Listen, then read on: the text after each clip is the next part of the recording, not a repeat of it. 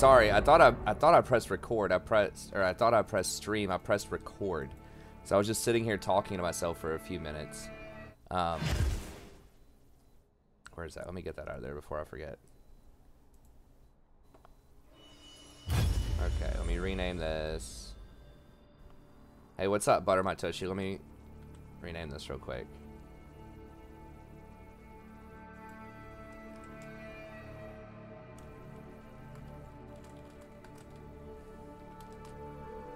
Alright. I was saying earlier before we logged in, there was one guy that was like, I don't know if it was a troll comment or an honest comment. It was pretty funny. I didn't mean to say anything about it, but I just flipped through it a little bit.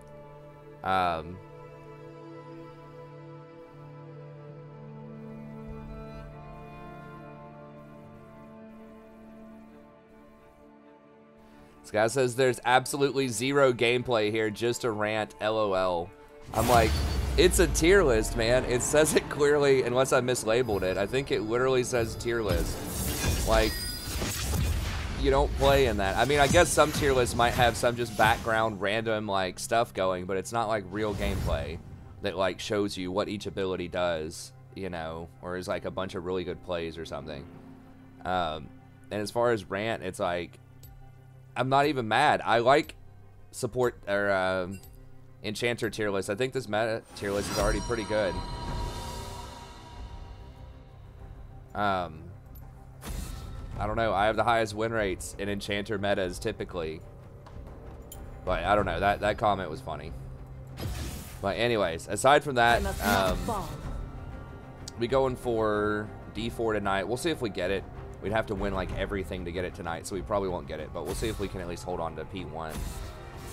Special thanks to Sammy again for the viewers night last night. Sorry we didn't end up winning that much, but I think you said you were having pretty fun, like a good chunk of fun in the Discord, hanging out, chilling, so that's what I like to hear.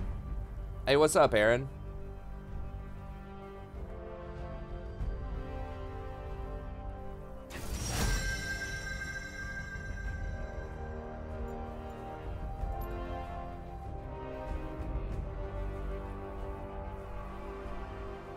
Yeah, the tech should be coming out Wednesday at the latest.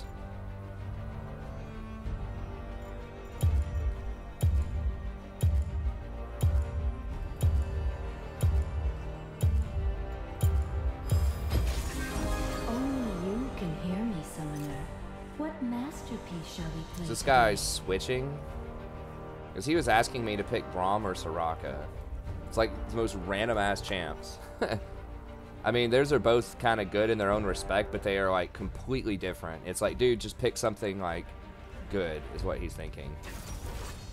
I mean, I guess they're both like team fight oriented type of champs, but I suspect he's probably going bottom with that. Yeah. With the Nico pick.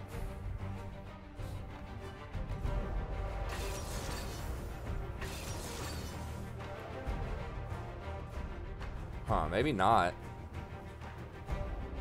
Unless this guy's going middle with Ezreal. They are duoed, I was right about that, but it's not what I thought. I thought they were going to be switching. Does this dude play Nico? Nico's good, but it's the on-hit Nico that's good, not the AP Nico. That's right, Matt. Well, my scheduled appointment...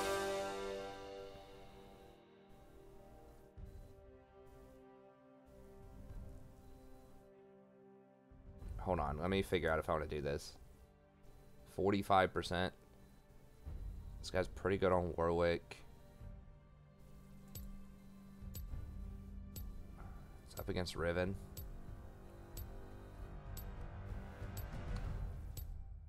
I guess. Not super thrilled about this, but we'll play it.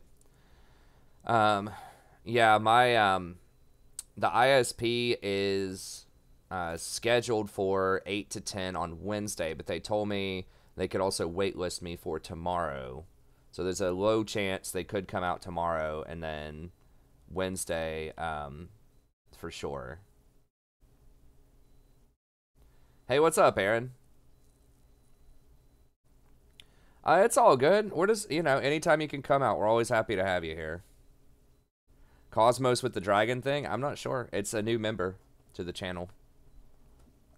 But that's not the same Cosmos nerd that you might see, or that you might remember from the stream.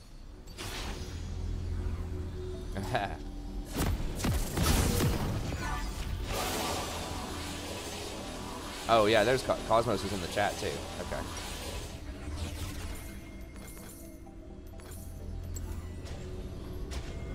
Eyes.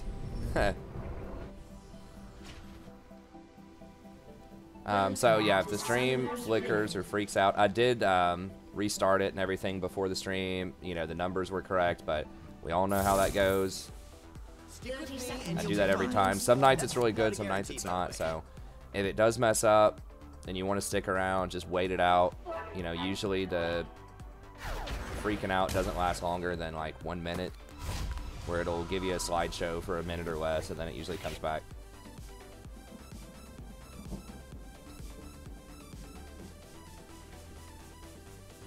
Oh, the Morgue one? Yeah, we can do a normal Morgue game after this.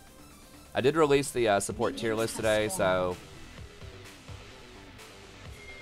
anyone that anyone that wants to see that, go check it out. So I've got the 80 carry and the support tier list. I may not do...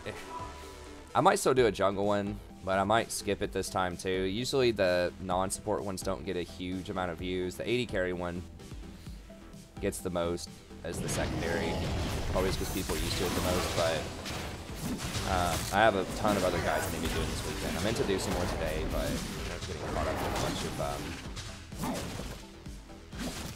family stuff. My wife ran out to the hardware store for like 3 hours. I had to watch Rory.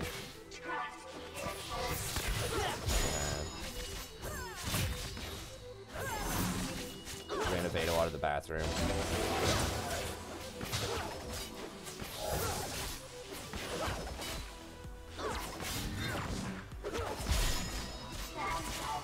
Bounces are so annoying.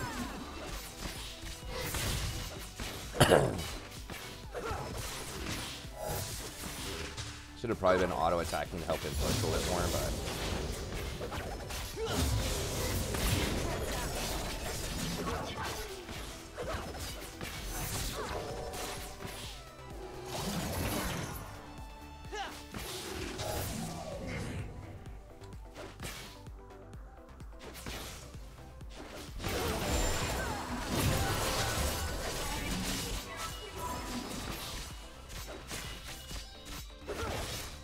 Oh, clocks are going ahead tonight? Alright, thanks for reminding me. I forgot.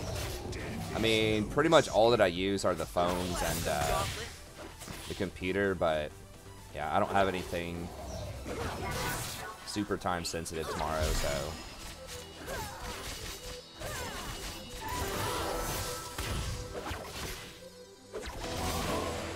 Need to be hitting them more so I can get these Frostfang procs.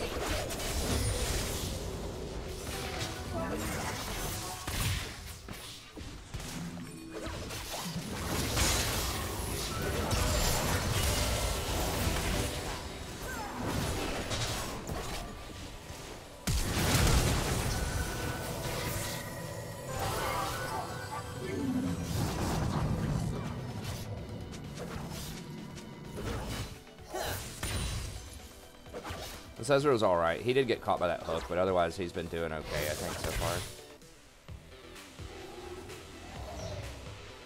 We are falling behind some on the CS.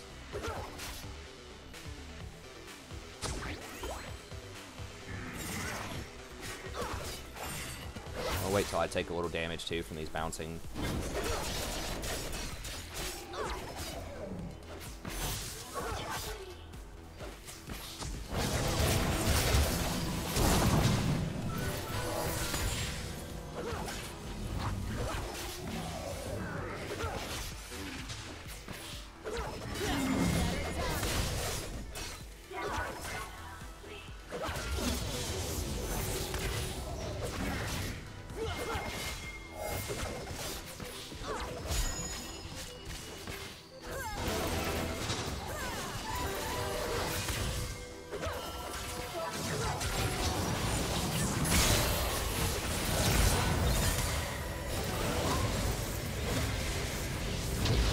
God, the creep block is real. He just ran around in circles around that creep. Do an on-hit Nico middle. I don't know about that, bro.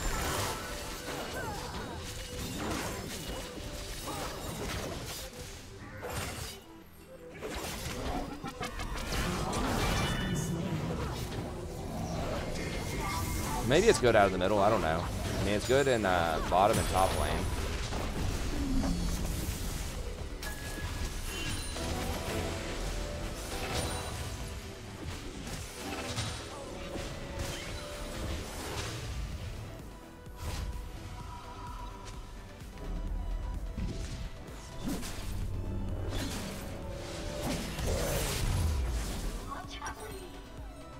I don't have time to play around with that. Kha'Zix is probably just going to jump away if it's a bad fight.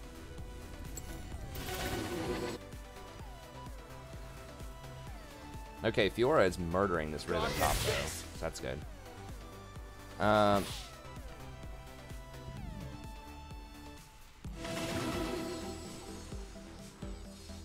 Ezreal is very good right now. I need to watch more documentaries. I really like it's like a really educational type of shows and things like that.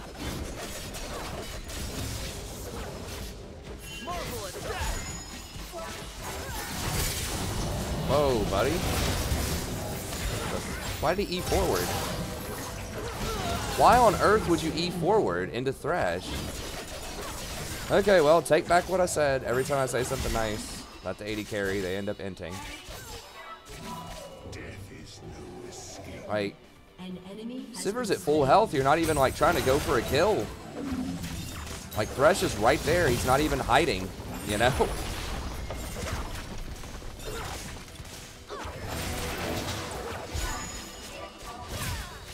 It's not like Thresh was in a bush or something and you didn't see it coming, you know what I mean? Like, he's right there. You're eating forward into him.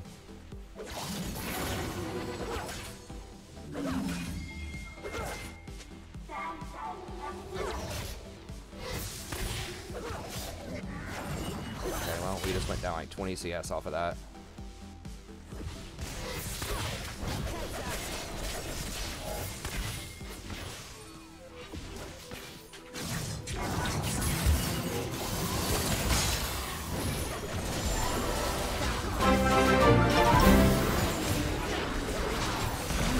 Hello Professor, mind playing the new Morgana? Love the content as always. Yeah, we'll play a more game after this. That sounds good. I mean, I'll be honest with you, it's literally the same thing as old Morgana, just the only difference is she gets a little bit of extra movement speed on her ult, but yeah, we can give it a whirl. The way this lane's going, actually, I think I need boots. Or, yeah, I gotta get boots early.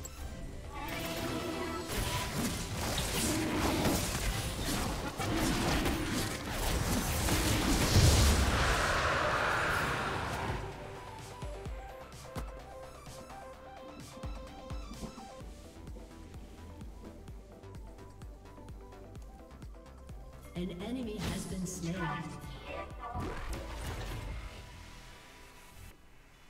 An enemy has been slain.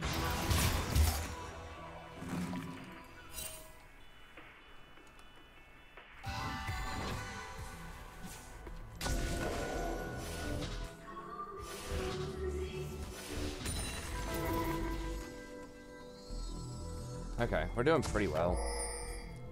It would be nice if I didn't die there. Has been slain.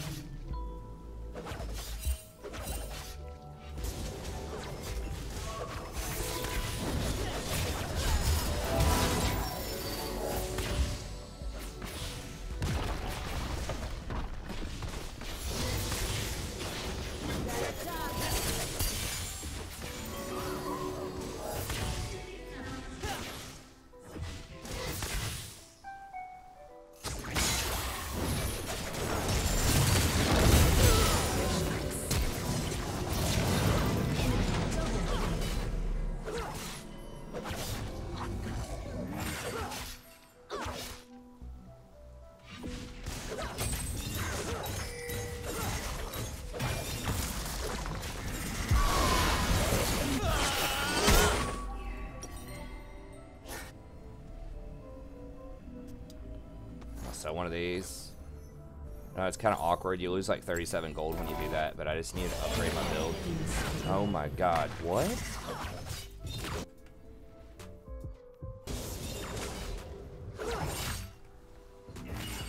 What just happened?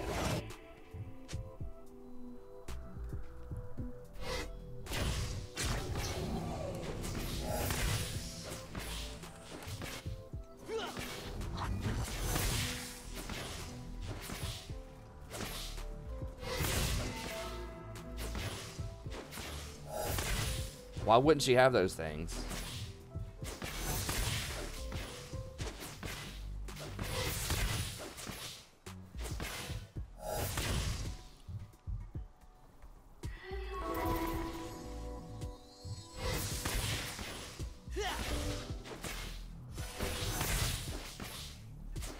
I mean, she hooked Ezreal and he died with Flash. I don't know, like...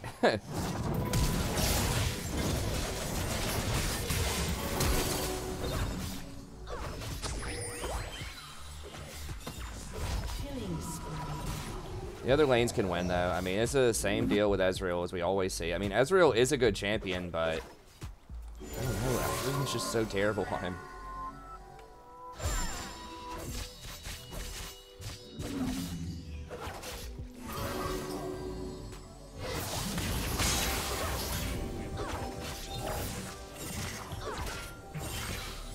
How is Nico that far ahead of Veigar in CS? I don't know.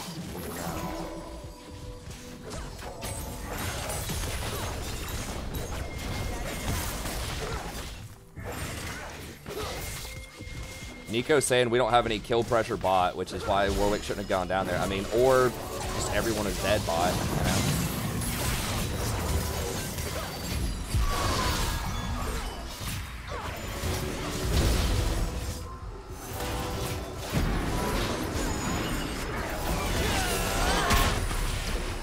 know? Okay. That's twice he's TP'd down here and pretty much ruined our day.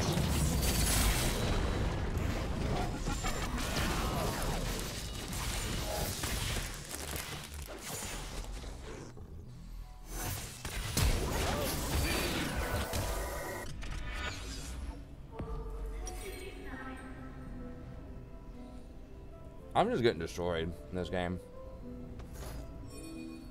Like, every time I step up, we never have lane pressure. This is why it's so... Another reason among, like, the 50 other reasons why you want lane pressure. Because they're just teleporting behind me, and I'm Sona. Because we're always chasing them past their minion wave. And that's twice they've TP'd behind us.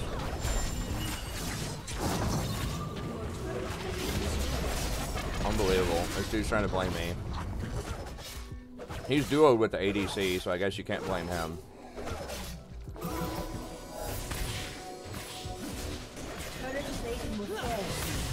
It's like, yeah, or don't bait us into fights when you know mid laner has TP.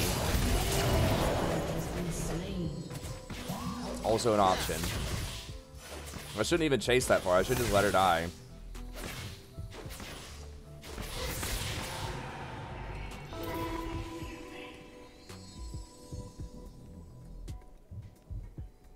I don't play Thresh and Braum. Thresh is pretty good in solo queue if you're really good on him. Braum is really bad if you're under diamond in solo queue.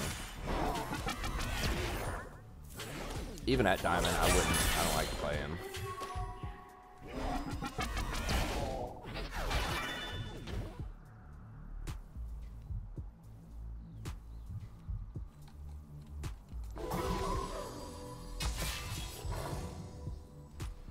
I mean, Rakan was a really good, like, high skill cap champ. Another one if you like the Thresh style of champs, but they nerfed the crap out of him, so they're all just gonna go sit top.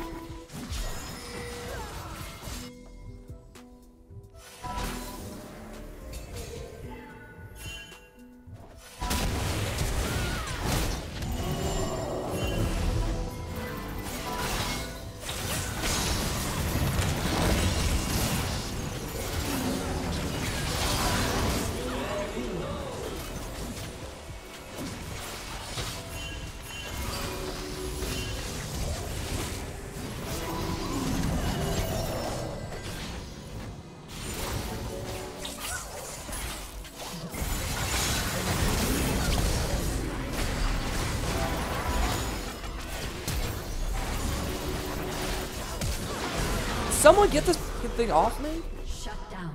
Oh my god. Why did Fiora give up on that? Enemy is unstoppable.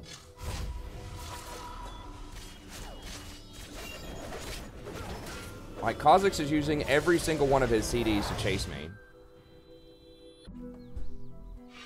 Vhagar rotates up again. I mean, Nico's like there early. The problem is like on-hit Nico just doesn't do anything in mid lane. Like, you need side lanes, you need pressure. I mean, Your turret has been destroyed. he's doing all right in terms of like his CS and all that stuff individually, but the team fighting is just really bad on those type of champs, like on-hit Nico or on-hit Kennen. It can work, but you have to put pressure in side lanes and then rotate. I mean, he is getting there first. It's like, I don't know. I don't know what's going on, but we're just losing every fight. Was she the one who was chased up again, like chasing them to this tower? I didn't see who did that, but someone like chased up that far again. And then that's when the Kha'Zix and the Vhagar came into play. Maybe it's just her positioning.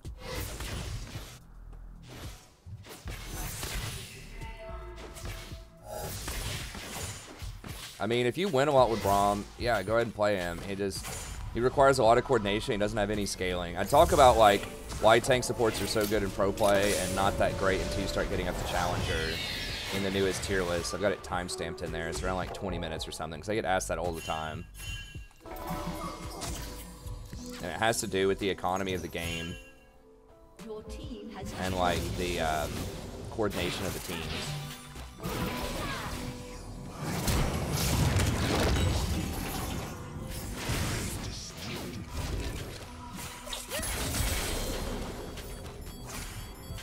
Fiora is doing very well, though. She should be able to beat Riven easily in these split pushes.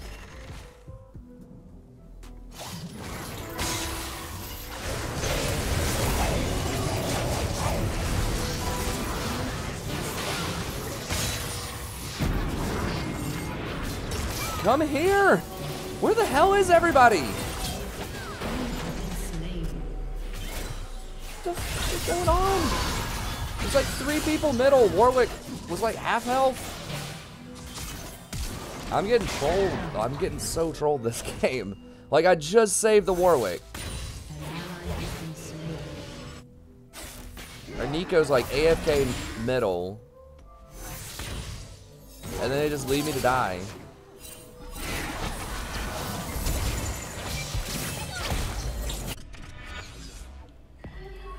Well, at least I'm shut down.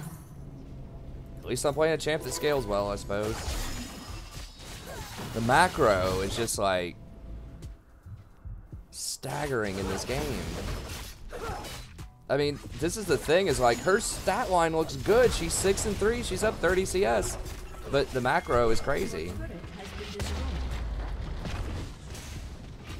That's right. What I feel like people are, I think Rory could actually play this macro better. Like, can you count the number of people on the screen? No, I don't think that was accurate.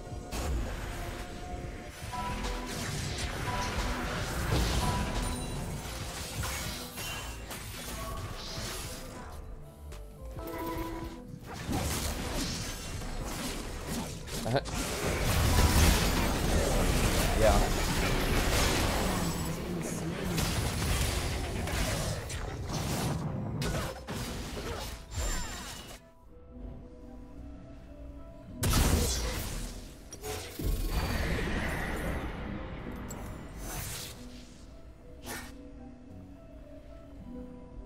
What? Oh man, not. Your turret has been destroyed.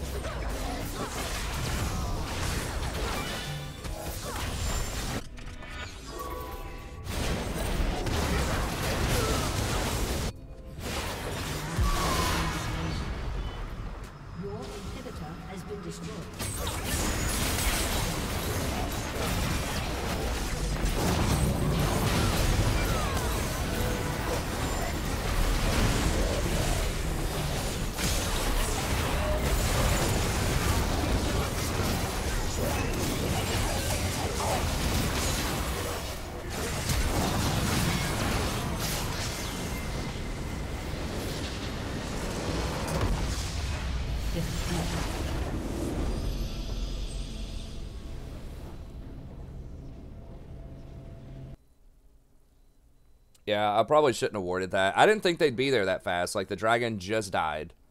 So I guess maybe he left. Either I miscalculated it or he left before the dragon actually died to try to rotate up. I should have just warded it over the wall.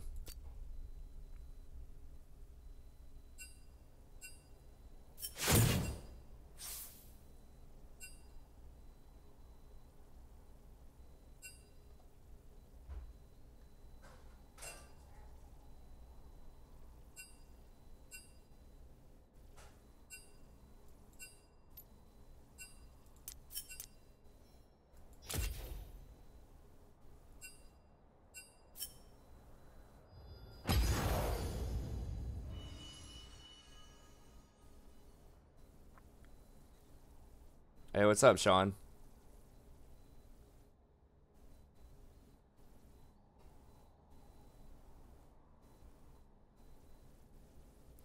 Pretty much, yeah. That's right, Butter. I think she's the best counter right now to them. And she has, like, pretty nice engage. Yeah, the Riftail doesn't dance if you take the Nexus with it.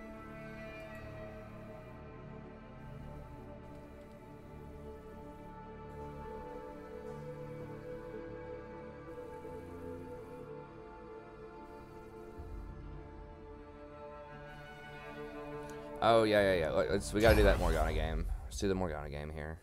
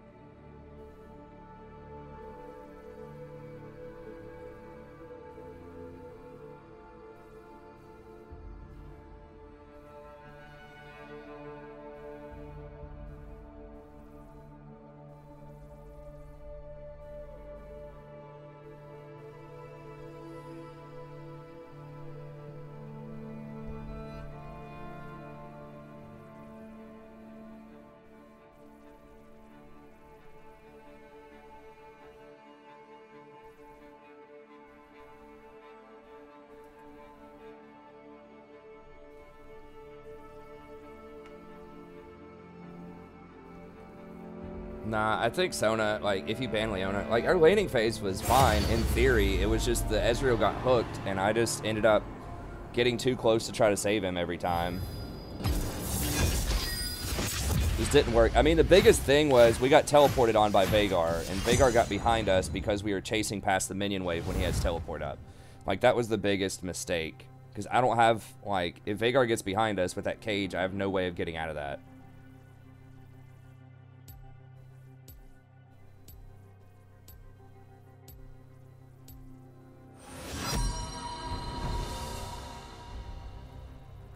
Now everybody's going to play Nico ADC because Firewall made a video about it.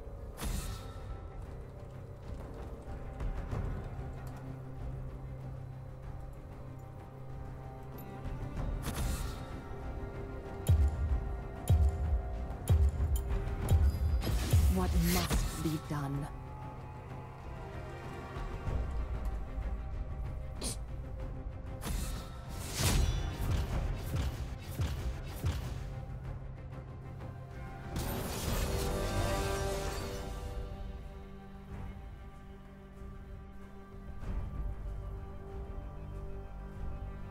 He did do something, like he was kind of looking at on hit back in the day, like a few months ago, but it wasn't good a few months ago. He had the wrong build on it, and it was specifically a couple of buffs that have made it relevant this patch. So like the W can actually do damage to towers on this patch, which is huge. It's been bugged for several patches, and they just buffed her E on this patch to where it's much more likely to get the huge stun on people.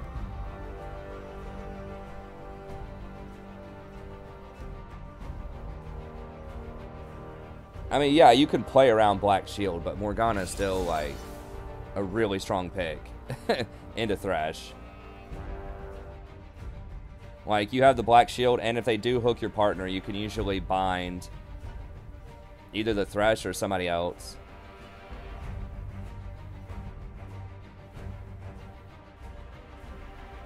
Yeah, but it's a bad matchup. I mean, you don't want to see Morgana if you're Thresh. At least I wouldn't when I play Thresh.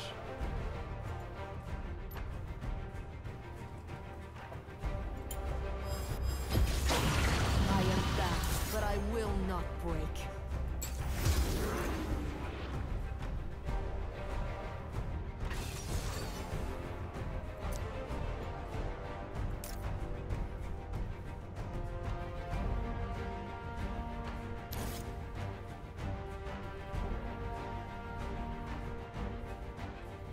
They're gonna pick Sona into us.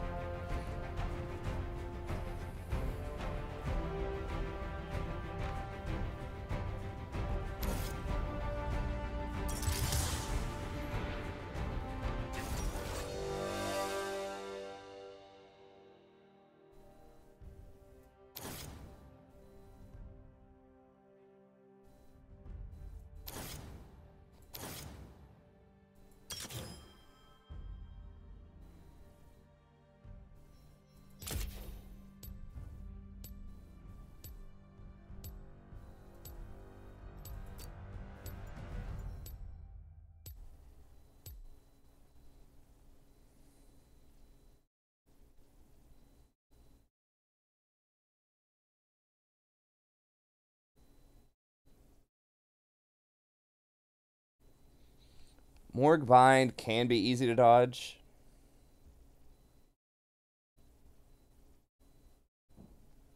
But it has like a large hitbox, but it moves really slowly. It just depends on when you throw it. It's like a Thresh hook can be really easy to dodge too.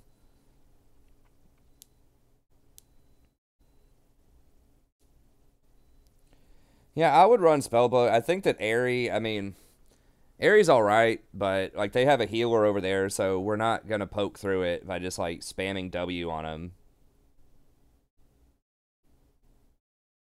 But like the bind, if you follow it up with something else, or like if you get your ult on him to slow him down, it makes the bind easier.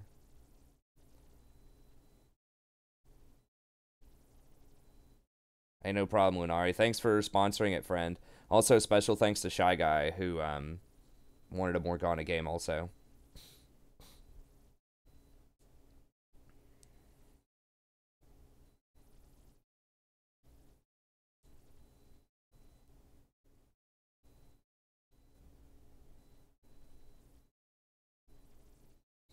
Well, I mean, it's hard to hit Thresh hooks against most people. If they watch you, you know, and they're not otherwise distracted, most people are going to dodge it. You have to predict where they're going to go.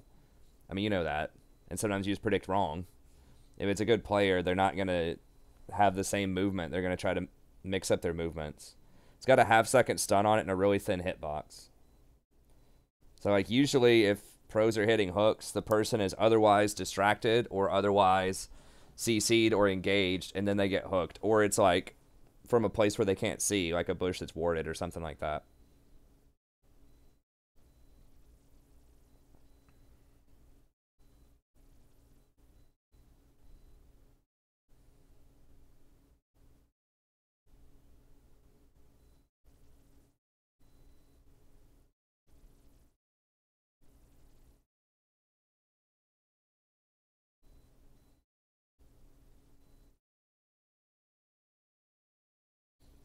But the thing about Thresh is if you miss your hook, you're still kind of like a threat to peel at least a lot of times. You still have your Flay, you still have your ult, you can still Lantern. Versus like Blitz, if you miss that hook, you're almost completely worthless.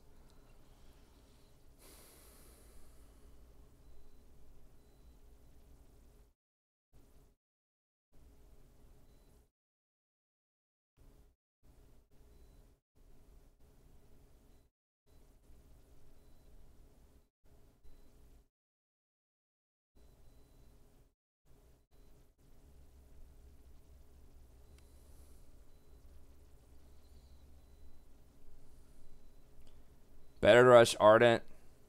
No, I would rush Athene's on Sona most of the time. Just check out my tier list video. I've talked about her. It's like she's been number 1 or number 2 the last 3 tier lists. This gives you a lot more mana regen early, and she abuses the healing on it a lot. And it gives you some protection of the 30 MR on it. Honest in its emotion, freed by its own frailty.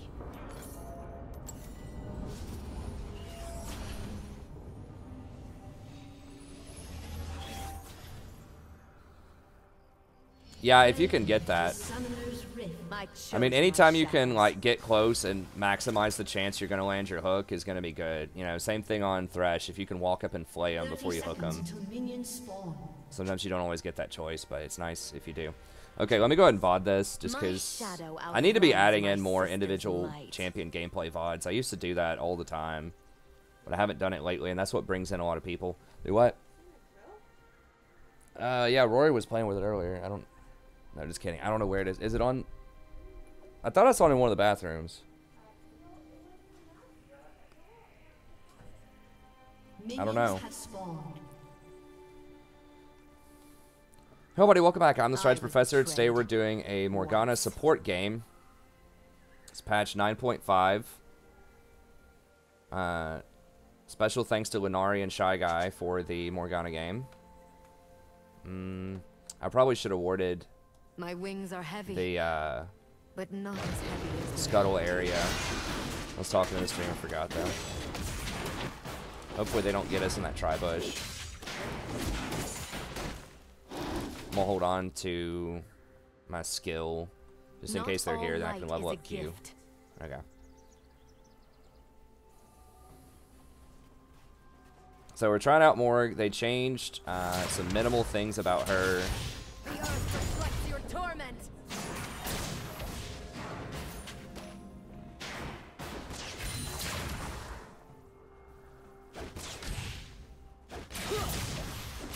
Couple of things of note that I'm sure people probably ask in the video. First of all, why coin? They changed Spell Thieves a while back. You can get the Spell Thief procs pretty easily, but you only get 1 proc per W. So beforehand, if you hit 2 people with the W, or if they sat in it for longer than 1 second, you would get multiple procs out of it. They nerfed that a while ago, so that doesn't work anymore. You can still get 1 proc by spamming your W, but you know, you'll just go out of mana if you have to press it every single time you want to proc a W. You're going to be sitting on procs a lot in the laning phase. Because she has a really short auto attack range, it's like 450 or something. So you really can't get procs other than W a lot of times. Unless your lane's being like really, really aggressive, like it's Draven or something maybe. Movement speed's also pretty strong on her. For sticking to people with your ult and all that stuff. You do require a bit more gold than a lot of enchanters because you need to get a stopwatch in there, so.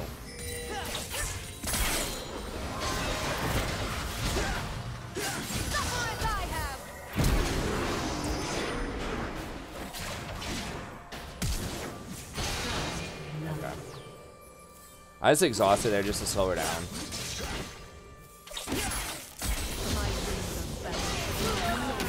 Okay, nice. So that's number 1. Number 2 is people might wonder, well, why Spellbook instead of Aerie?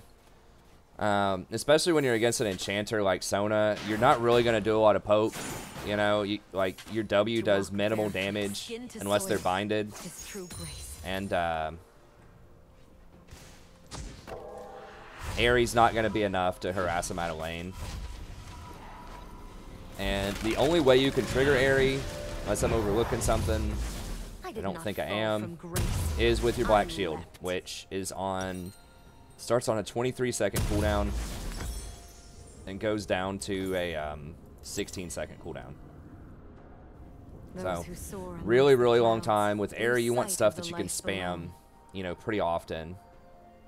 So, it's like, yeah, you get a little bit of extra shielding off the Aerie in the late game on your Black Shield, which is cool, but it's not nearly as good as a lot of other champions that use Aerie. A lot of other enchanters, because she can't really leverage the power of it early, nor the mistakes, because she's not going to be harassing that much, and they're just going to heal through the minimal harass you do with someone like Sona. So I don't think it's that great. Unsealed Spellbook Also is pretty decent on chance. Kind of like Morgana. We're going to be closer to the action anyways a lot of times, so you can use the exhaust, the ignite, heal. You can use most of that stuff pretty effectively. You already want to go into the inspiration tree anyways to get stopwatch, because you want to get Zhonya's on her, so. Those are my choices. Not everyone's probably going to make those choices, but that's my reasoning for it. I think it works pretty well. Nah, I don't like Comet for the same reason I don't like Aerie. I just don't think you're going to put out enough harass to matter in the laning phase. You pretty much just push. Try to get to 6, fish for hooks. I mean, it will give you a little more damage on all ends.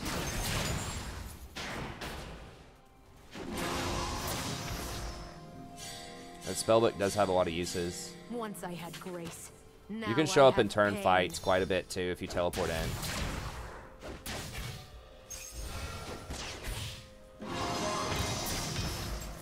Use that.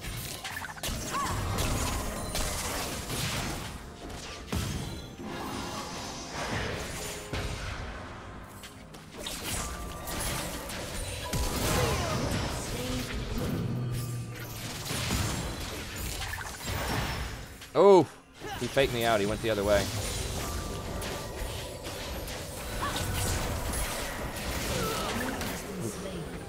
Alright. That was a good dodge by him. I don't know why he's going to commit to that. If he had Sheen, you know, but... Okay. We don't know where the jungler is, or we could have, immortality bearable. No Glacial, no. Maybe Twin Shadows, but not Glacial Augment, because you're... I mean, I guess you could use Twin Shadows plus Glacial. I feel like that's just too cute. I mean, I guess you could do it. It's not like it would be awful, but... 900. I want boots. I'm gonna get this. Only those you love can break your heart. So I move a bit faster. You can go Mobies as well, but I like Ionian's Honor. Give you a shorter cooldown. You have really powerful spells that are on kind of a long cooldown, like Black Shield and Dark Binding. An enemy has been slain. An ally has been slain.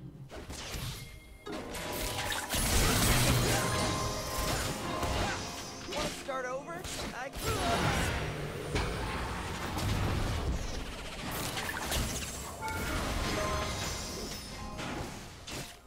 She didn't have her bind back up. Like, Morgana is a really good combo with Nico because you can bind him for like 50 years. Like, Nico's bind is up to 3 seconds. Morg's bind is up to 3 seconds. Like, 2 spells, you can literally bind him for 6 seconds. My broken heart still beats.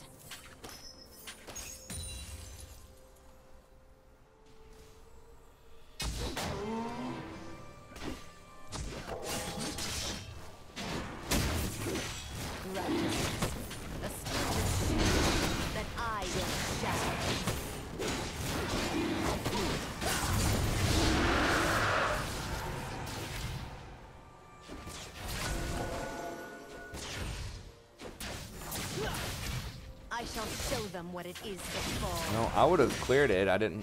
Anyways, they're not going to come out on us probably.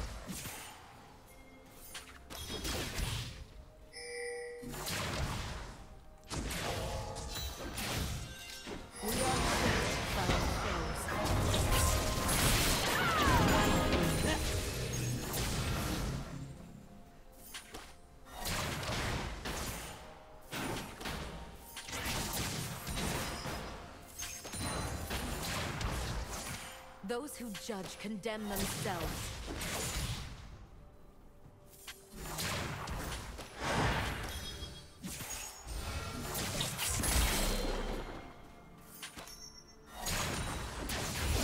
Only death can break my bones. And They don't have a lot of magic damage, so I'm just going to max bind. Sometimes you see people maxing E.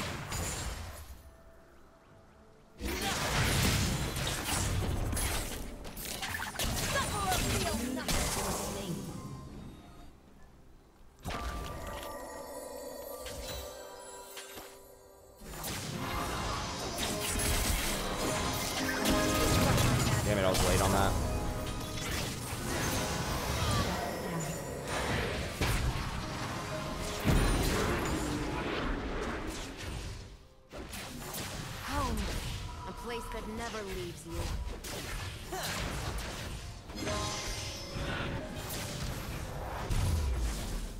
Yeah, I should have black shielded earlier. Suppose I could have TP'd back in there if I wanted to. Truth is a dark mirror.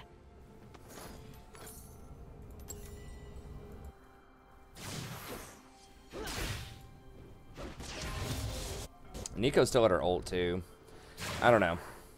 We are the sum of our mistakes. It's fine.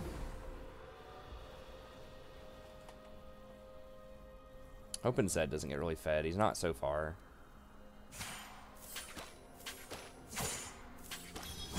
Some call me evil. Shall I prove them right?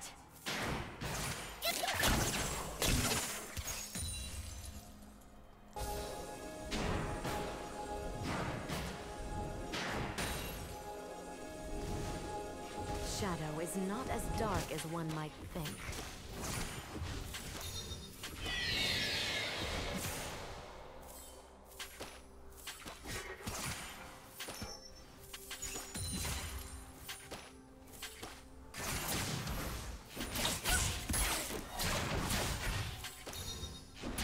Onward through this unchanging land.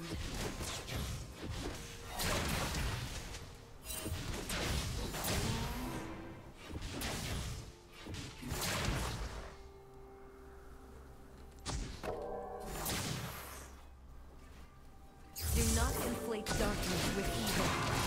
Throw your E at him.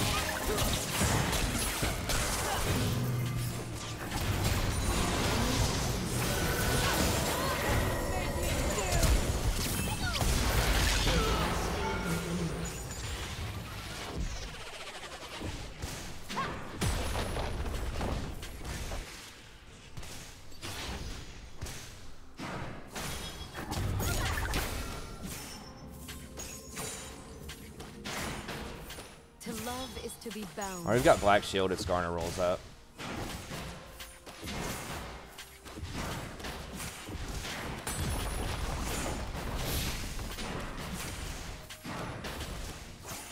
Justice is alive and powerful. I have truths of my own. Let me show you what it is to fall.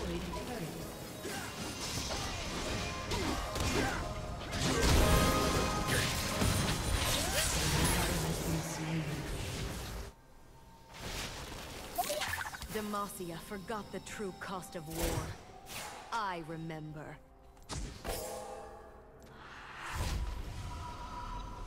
Hey, thanks, Aaron. Turret plating will soon fall. Killing spree. 1750. Okay, we should have it after this. You don't always have to go Zanya's. You can go just like Redemption if you want to, but I walk so I can feel each fracture of the earth. that's pretty emo.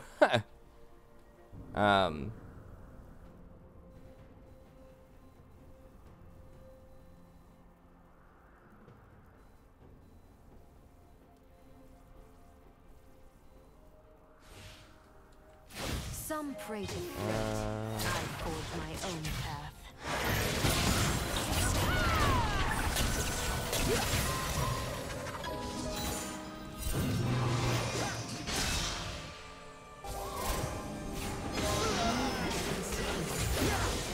Double kill. I find beauty in my shadows.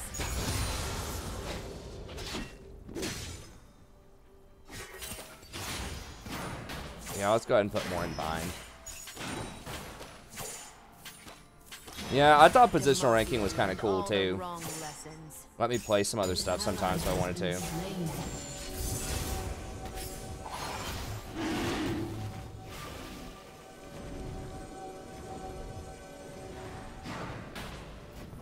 I would cut off my wings if there was steel strong enough.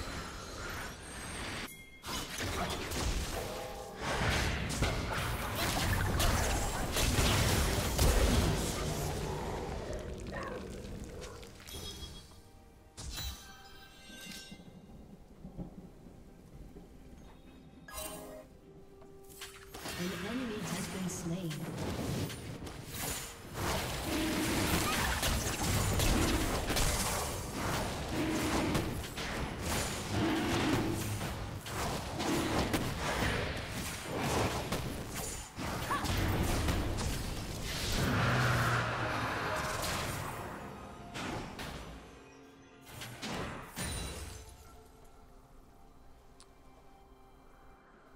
Betrayal boosters never will be happy comes with the from your change. That's enemies. probably true.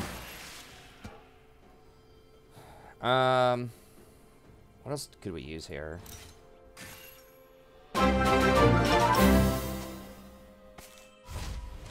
With every step, I forge my own fate.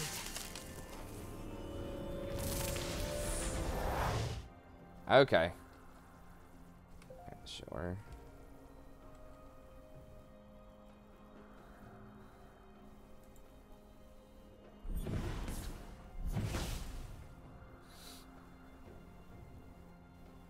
Hey, what's up, Leah? You cannot break a shattered soul.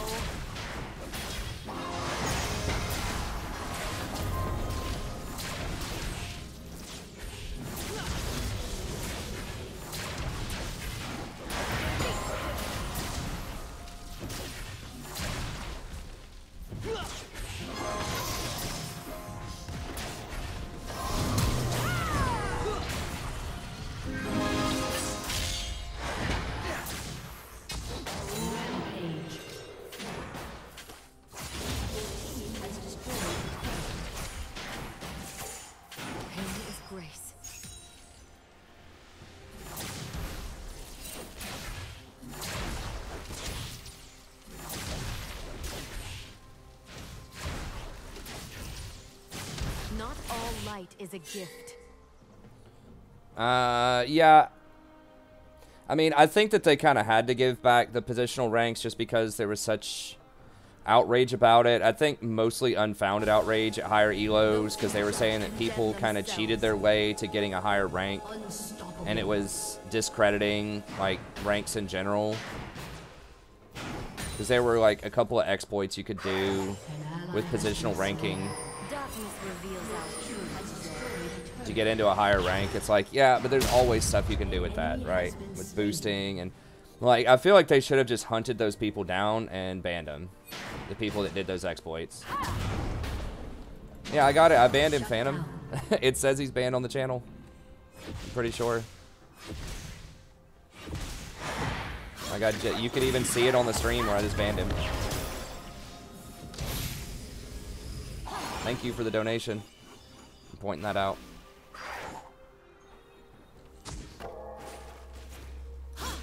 Mistakes shape us.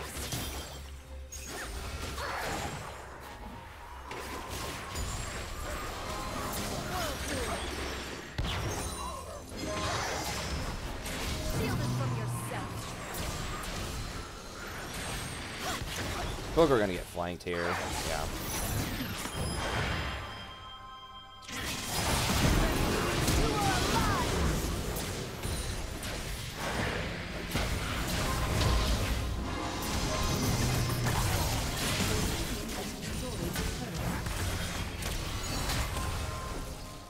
My broken heart still beats.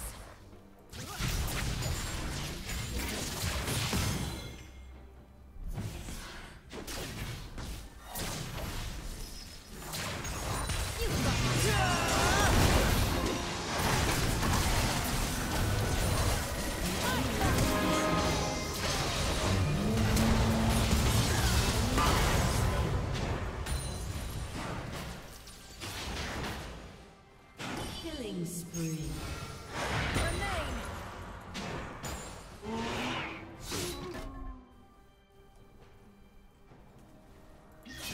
I am your darkness. I am your truth.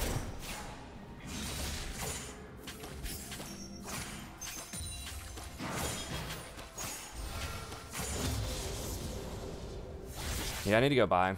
Mortal comforts make immortality bearable. Yeah, the Lux plus Morgana plus Nico is pretty troll. Yeah, I guess we'll just go Ardent.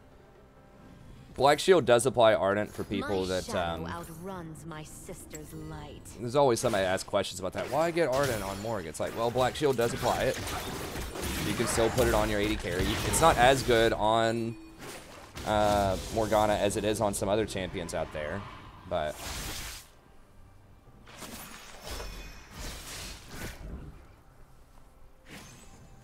Oh, the sound's working for me, I think. Splintered shield that I will shatter. Double check your settings. Make sure your sound is on. From my end, I think it's alright. At least from what I've seen. I'm seeing... I mean, I obviously hear the music, but I also see, like, on OBS, it looks like... I shouldn't have used my cue on that. It also looks like the sound is going through OBS also. An enemy has been slain. Okay. I will not forsake the So sorry, I don't know what to shaken, tell you about it. nor the mistakes. Yeah, there's going to be MMR. It's just one more hidden thing that's going to make the ranked system really difficult for people to understand. There's already like a 2-tier system with MMR and LP, and now there's going to be different MMRs for different roles. So it's going to look like, you know, you're a gold 4 and you get a, you know, a silver or something on your team. It's going to be like, what the hell, you know? Oof, we're all missing. It's so easy to hit this Sona, but none of us can hit her. Just like running in a straight line.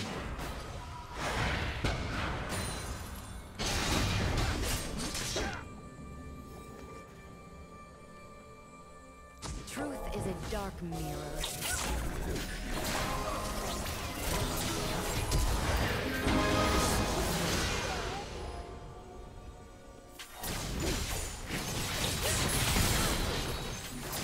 I know what my enemies do. They are running in the grave.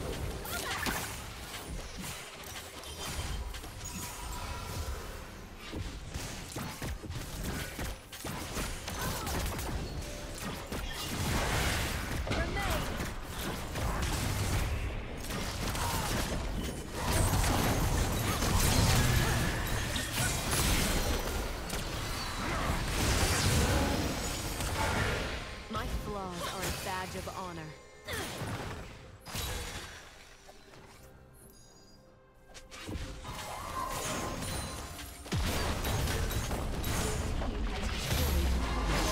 Own your frailty!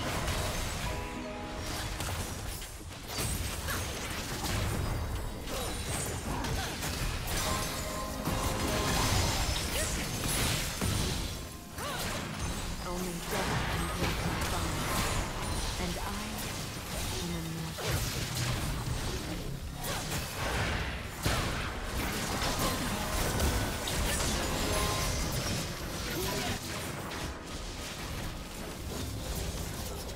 My wings are heavy, but no.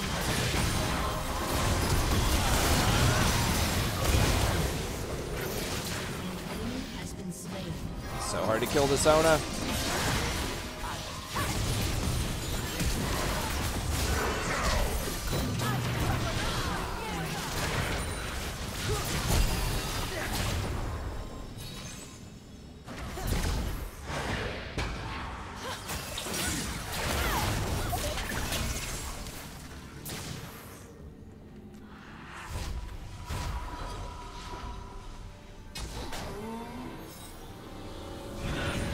Yeah, Sona doesn't even have like the right items. She's rushing Lichbane, and it still Demacia forgot the is true difficult cost to of like war. win team fights through Sona. I remember.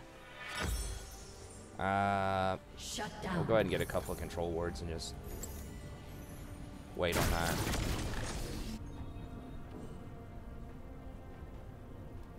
Specifically in detail about how you do. I mean, yeah, we talk about it some, Sean. But it depends. Like, it's so variable where you should rotate and what you should be doing. Like, right now we're just sieging because there weren't any other viable objectives up. It's too early for Baron at that point, and we have really good poke with Lux, Nico, and Morgana. So we can just fish for hooks under towers. But if we had a, you know, a more melee-oriented team, we might have to take a different approach. So it really just depends on, like, what's doing well on your team.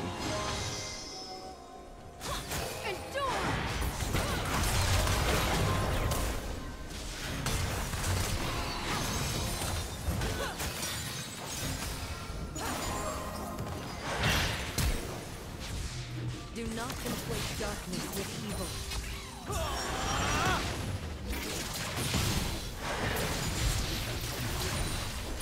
Damn it. Forgot I didn't have heal or whatever. What? We don't have Nico. We need to just wait on Nico.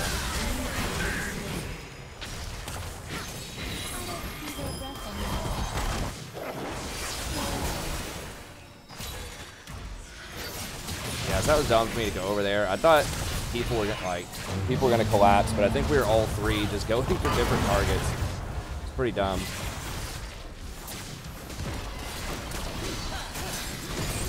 Yeah, I should have watched the mini-map a little bit more right there.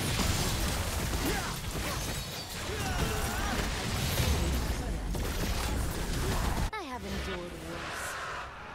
Guys, Ezreal's 2 and 9, and he still is like a menace.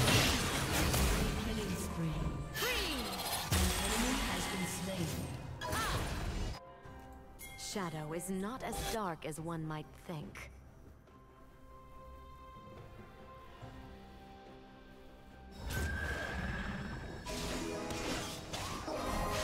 Well, I haven't needed to use the Zhonya's before. I figured I was dead there anyways, which is why I didn't do it, because no one was anywhere close to me.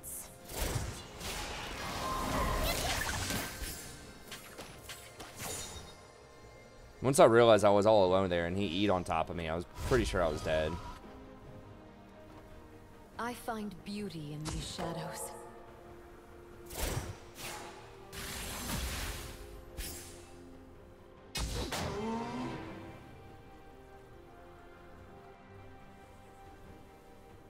We are the What's my opinion on leveling bots and how Riot could remove it? Get rid of leveling. I've been saying that for a while. Like, I think it's an antiquated system. Like, designed to keep people playing the game and just to kind of make it feel grindy from, like, you know, the early 2010 era when that was a thing. You just wanted people playing before they really realized that they make most of their money not from people playing, but from people enjoying the experience and buying skins.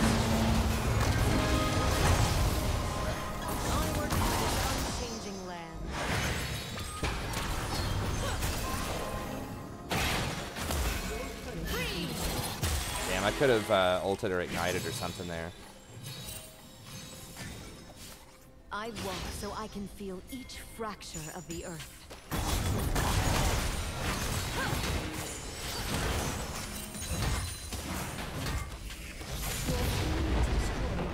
Okay, if he wants the base race, I guess we can. Only those who love.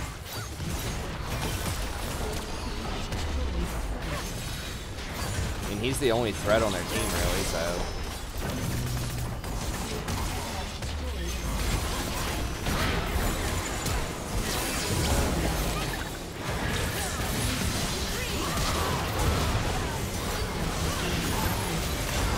Oh, I was clicking on the Nexus, trying to run out, and I think it ran me into the fountain. That was dumb. Yeah, so I took 2,000 true damage from the Nexus.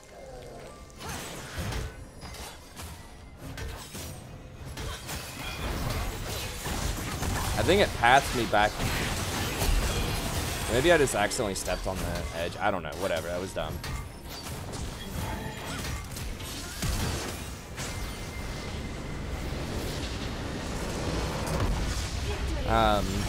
Anyways, that's going to be it for the Morgana VOD, so thanks for the donation to Lunari and Shy Guy. If you'd like to see me play a champion of your choice and give some commentary to it, it's just $10 on stream.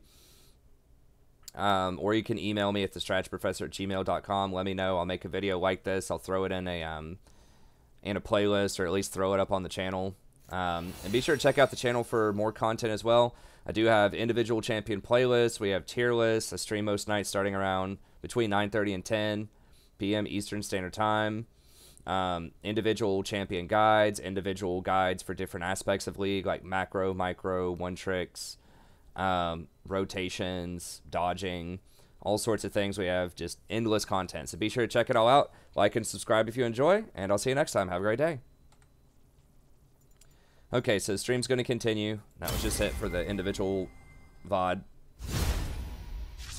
But yeah, they should just get rid of let's get rid of leveling, because the old, you know, the thought was you want people playing your content as long as possible. You want to get them hooked and get them playing. But it's really like, and that kind of made sense back in the day, like the Warcraft-esque type of business model.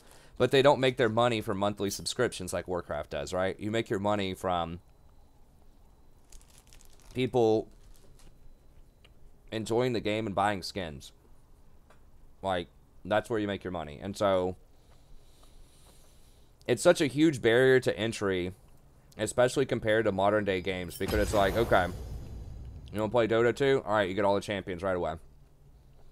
Okay, you want to play Overwatch? Okay, you get all the champions right away. Apex Legends, Fortnite, whatever it is, you get access to all of the major, like, content right away. And you can start playing ranked pretty quickly. League is really one of the only high-profile games where they don't give you all of the, like, basic content right away with the game. So, I don't think they should necessarily give you every champion for free. But I think they should not make you level up anymore. I think they should just let it rank, or just let you be able to play ranked. Maybe they could do something like you have to play some number of games, 10 or 20 games in normal before you play ranked. But you have access to all of your summoners, and you can play just normal match-made draft games. And I think they should give you, like, your choice of 10 champions. Like, not random crap out of the box as your initial champs, but, like, you pick the champions that you want to play. Because, like, what their goal should be is they should try to, like, let you have the champion that you want, so that you can play it and buy skins for it. That's the thing, is you need to buy the skins for it. Or do, like, I don't know if they have this or not, but, like, if you buy the skin, you get the champion for free. No, they didn't. You have to schedule it, Jolty. I'm scheduled for Wednesday. They might get me in Sunday, but...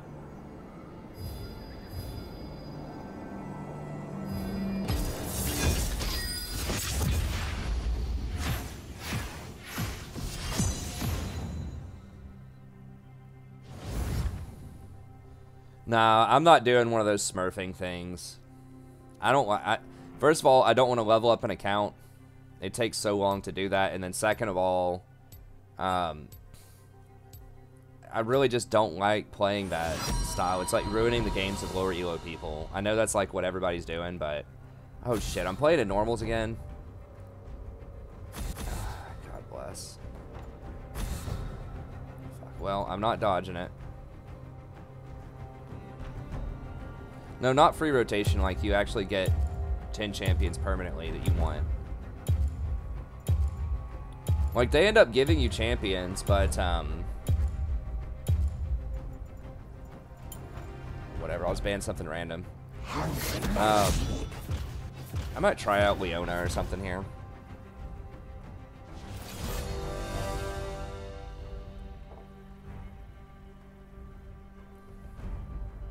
Well, if it's not exactly, like, not everything's free, a lot more of it is. It's, like, my point is, you can tell someone, hey, this is a cool game, let's play it. And your buddy who's never played it can say, okay, yeah, cool, let's go do it. And you can do that.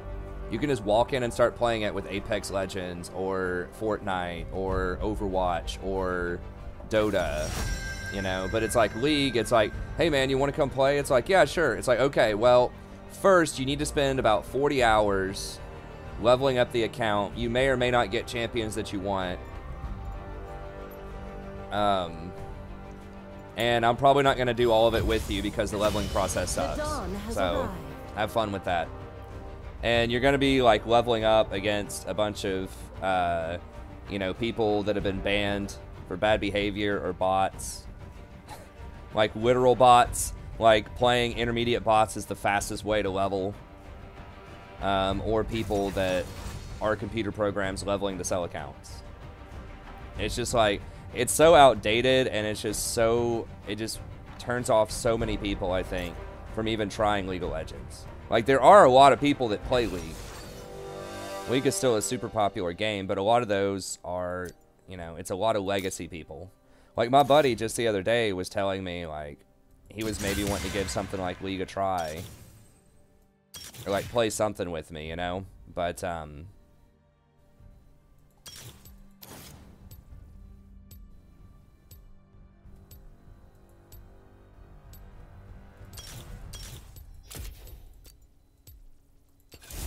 Damn it, I really should have taken Ignite on Leona. I just wasn't changing fast enough. Yeah, you have to play bots until... It's a terrible system. They did get rid of runes, which was good. That was a good start. But I think they feel like they'd lose too much money by letting people rank early and giving them champs. I think it would have the opposite effect. I think that a lot more people would be willing to give the game a try if you got to... I do like the free champion rotation, but if you just got like a free like 10 tickets or something to buy whichever champs you want. Because there are some champs that some people just really like. You know, maybe someone really likes vampires. They want to play Vlad. Maybe like someone likes vampire hunters. They want to play Vayne or whatever. And like right now, you get free currency where you can do that, but it takes a long time with the blue essence to save up and get some of those 6,300 champs. You know, you got to play like probably 20 games or something, maybe more, 20 to 30 games before you can get one of those champs. So that can take a long time for people. So just, I don't think they should give you every champ, but they should either reduce the cost of some champs or they should let you pick your champ. You do get random stuff out of the loot boxes now, which kind of helps. So they're working towards that model, but I mean, I don't have the numbers on their like how much money they make off of champion sales, or they should do more packages or give you a deal or something like that. If you're buying it with RP, like just say, hey, if you buy 3, you get 1 free or something like that. You know, like they should have stuff that makes it easier to unlock the champions. Because once again, when people unlock the champ, you know, they're more likely to buy the skins, obviously. And they're probably more likely to keep playing the game too, because they're going to be like, you know, if they find a champion they enjoy, but there might be a champion they enjoy that they just never get to play. Welcome to Summoner's Rift. I must not fall. I could have tried Thresh out too. I haven't played Leona in a while though. You definitely want to take Ignite on Leona pretty much all the time.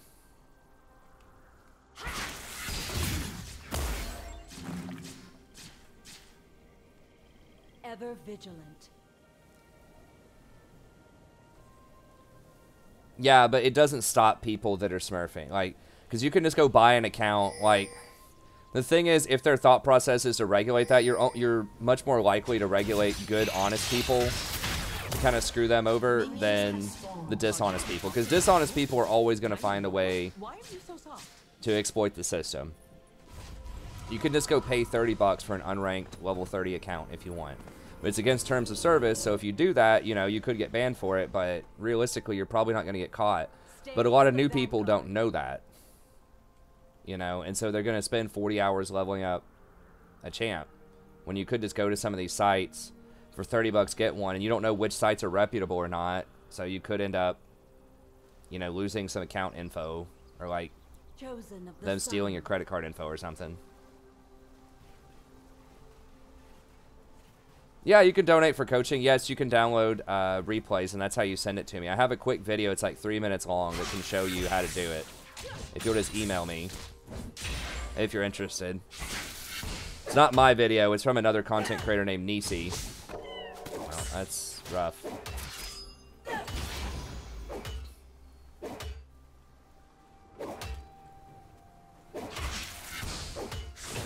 Okay, I'll go ahead and record this one too.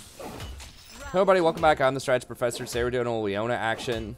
I accidentally took Exhaust before people ask. You should always take Ignite on Leona.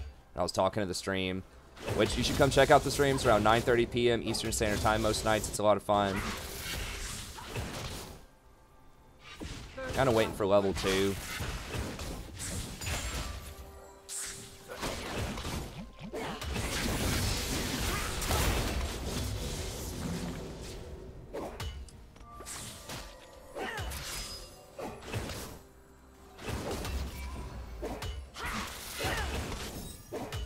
Wait till they get under tower here, because they'll try to harass us under tower, I'm sure, once this gets pushed in.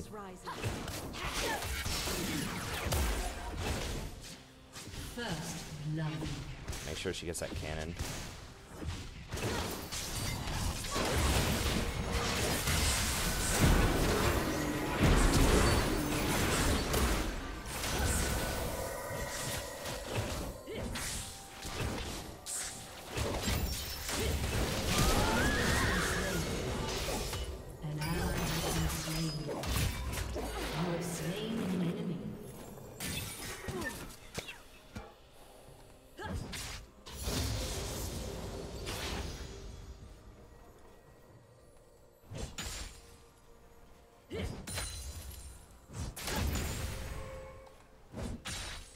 thin this out a little bit. I don't want to push.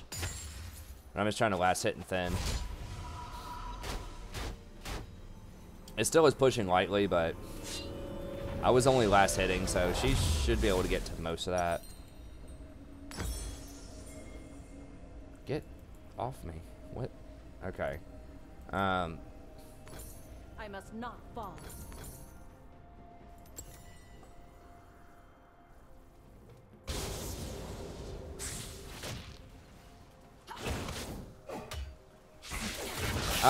No, the patch is on this lane, but, like, it really doesn't matter, honestly. Like, the nerf is minuscule for most people. Like, you still want to get Relic on every tank. Probably not, Wreck.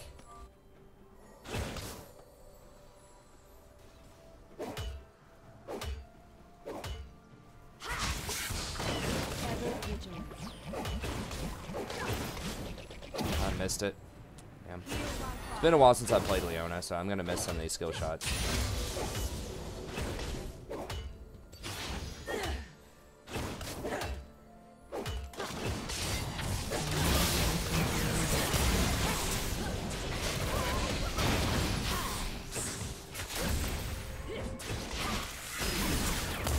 She needs to just turn around, like, and kill the Cassiopeia after Kayle runs. An ally has been slain.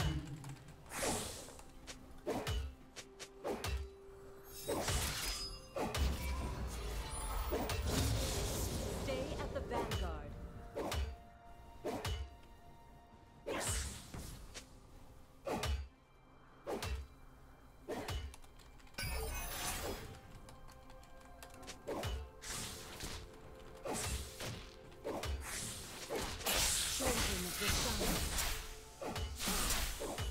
Yeah, you did burn all of your damage on her. Like, you turn around and hit the cast, man. Like...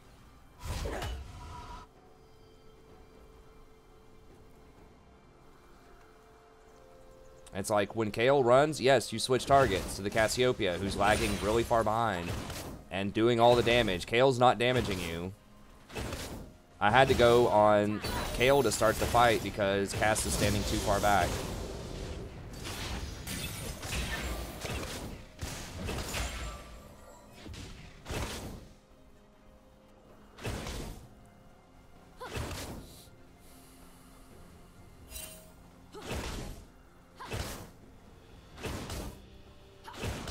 Rally to me.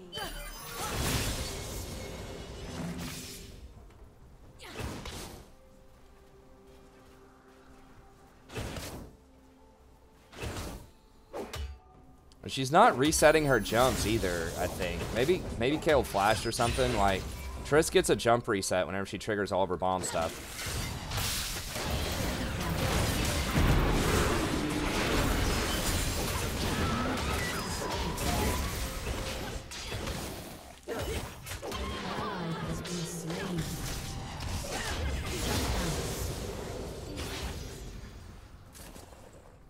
Something just feels weird about this. Like, she didn't reset her jump, right? Or am I missing that? Did she reset the jump and I just didn't notice?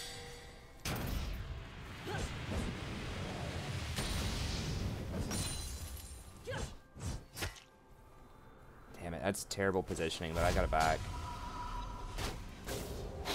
Okay, they're gonna get her, I think. Get him. Okay.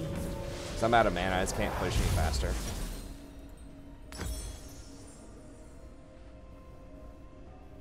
An ally has been slain. Light approaches.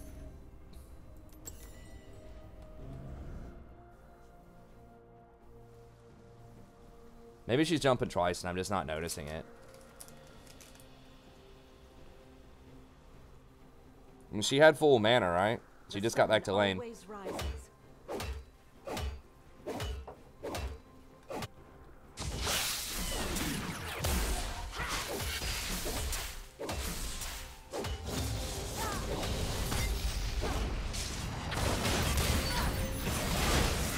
Okay, there we go. Use your jump reset. My sanction.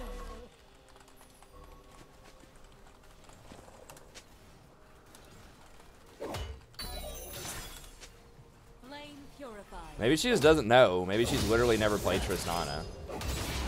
I'm pretty sure this is like the 3rd or 4th fight where she hasn't done that.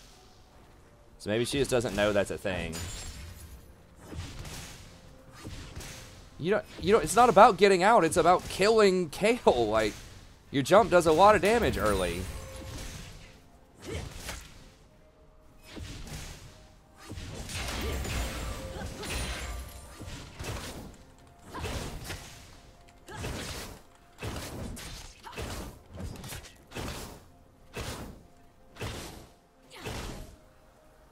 I mean, I'm not trying to micromanage her, but literally I just wasn't sure if she actually knows.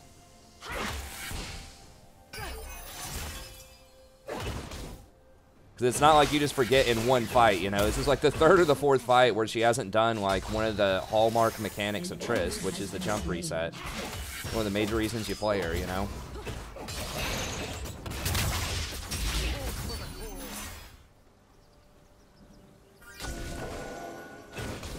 It's like once or twice, it's like, oops, I forgot. But like when it's every time, it's like, oops, I don't know what this champion does. You know? That's what it feels like, at least.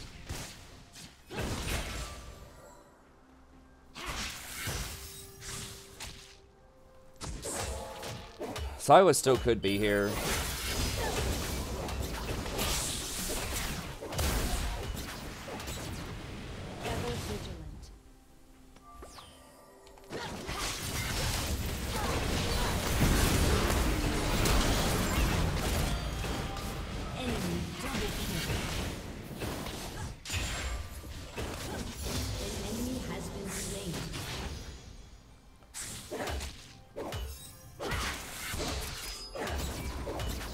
I don't think Cassio ulted there. I'm not sure.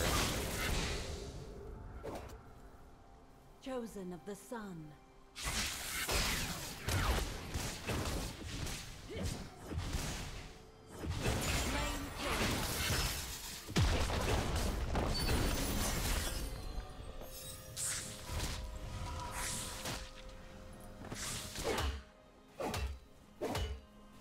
Well, I'm not flaming. I'm actually literally just seeing if she like knows what to do. It seems a lot like she doesn't. I'm not like you're awful. I'm like, hey, like, do you know how your jump works? Honest question. I don't know if Elise is going to come down here or not.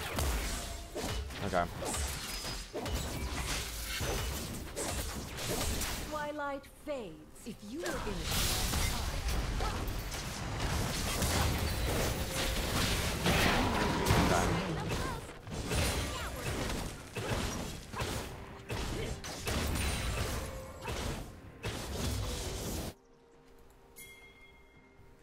She probably back bottom Kale. I mean, when you're losing lane to Kale by like 25 CS, patch 9.5, I assume they're gonna buff Kale probably in a patch or two. You gotta ask yourself some questions. But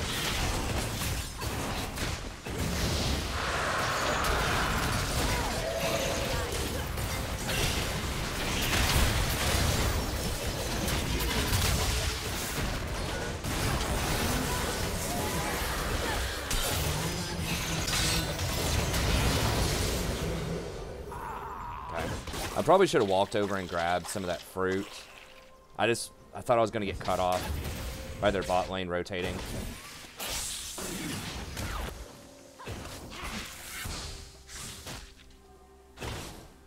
I don't think Cass is ulted yet either.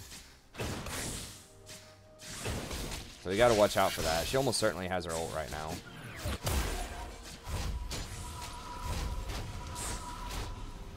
Professor my main role is support. People asking in chat. I am streaming. I don't remember if I'm gonna go ahead and get some mercs here. Do I? Or maybe I'll just go ahead and get this. Stay at the vanguard.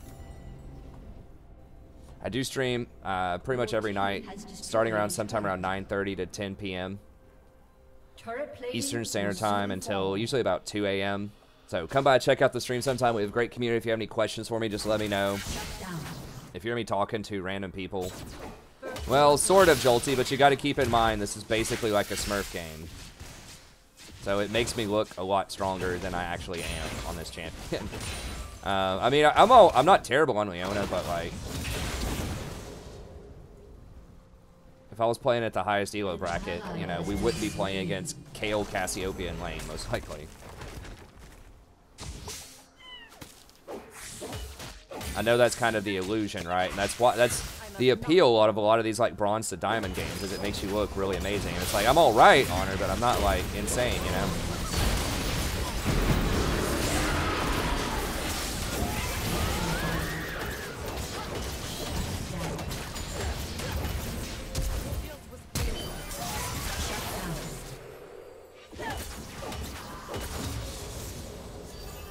She like never jump resets, like ever. Even though I've told her, I mean, there's no point in saying it anymore. If she jump reset, we probably would have killed him. I mean, like seriously, the jump does, it's like 100, maybe it's 80 to 100 at level 1. And it used to be the thing that you level first. I'm pretty sure it is still what you level first. It may have changed over the years, but Your turret has been destroyed. it scales really well and does quite a bit of damage. Like, that's kind of what Trist is all about, is she does, like, you hit him with the bomb blows up, you get 2 jumps off. Like, it's a lot of damage. Nah, I'm not going to get Locket this early. I need the CDR more than I need Locket.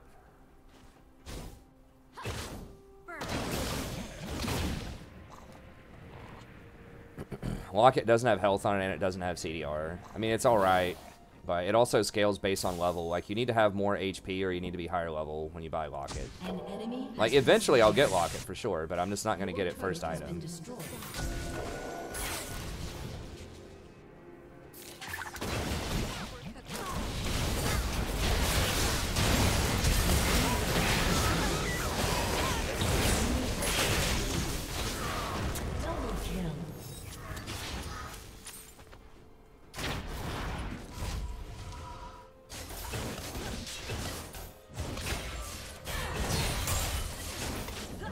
Yeah, I mean, that's part of the appeal of these, you know, whatever Diamond to Challenger games. It's like, oh my god, I'm awesome. It's like, basically, I play at, like, it'd be like I played basketball at, like, a D1 school or something in college, and I went back and I was, like, styling on some, like, the high school JV team or something. Ever vigilant. It's like, yeah, it looks good, but it's like if I was playing against other college athletes or something, I would still do all right, but not that well.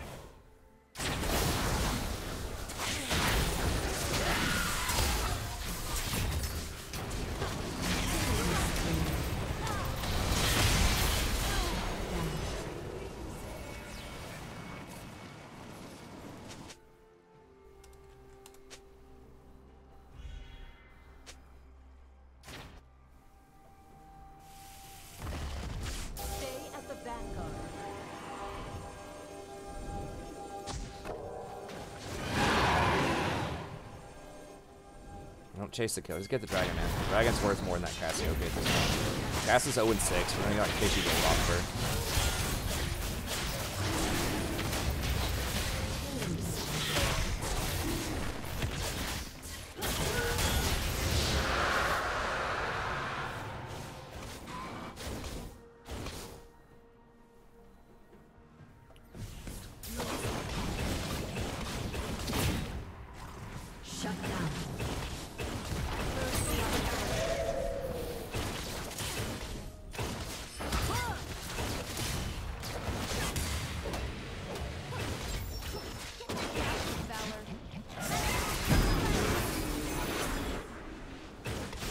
I wasn't sure if she was going to fully commit to that or not. She's getting up close. I feel like Kale could just about flash on her and kill her.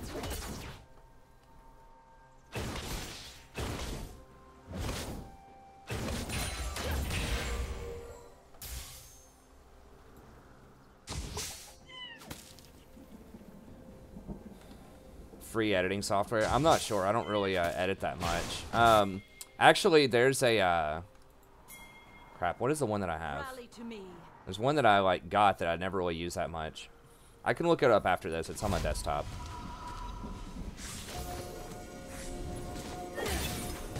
she actually backing? Okay. I must not fall.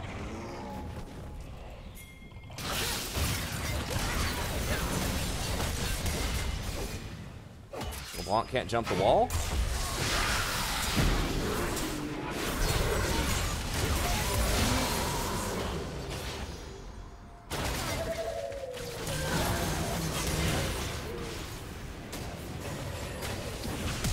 Flash out. Okay. That was goofy. I thought LeBlanc was going to jump the wall.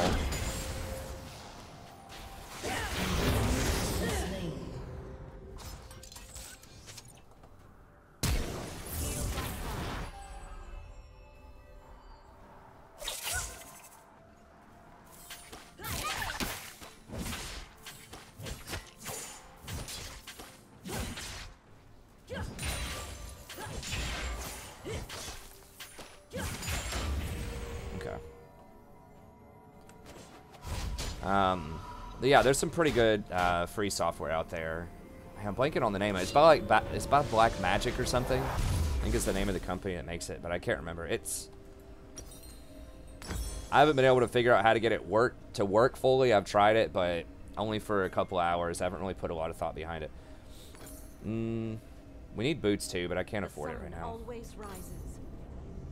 Probably just try to.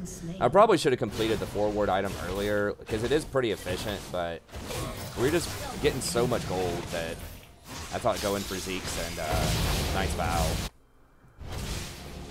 Because the fourth ward is really like the fourth ward is nice, but you get a lot more value out of it if people are actually contesting your wards and no one's clearing my wards. So, you know, I've got backup, so I'm gonna go ahead and clear this. If you're an enchanter, you know, you can't really go clear that, but as Leona with a couple other people like one screen away, you can clear it. Okay.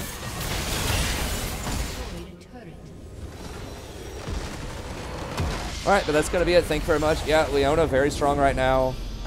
Usually into enchanters like Sona, Nami, Soraka, that type of stuff.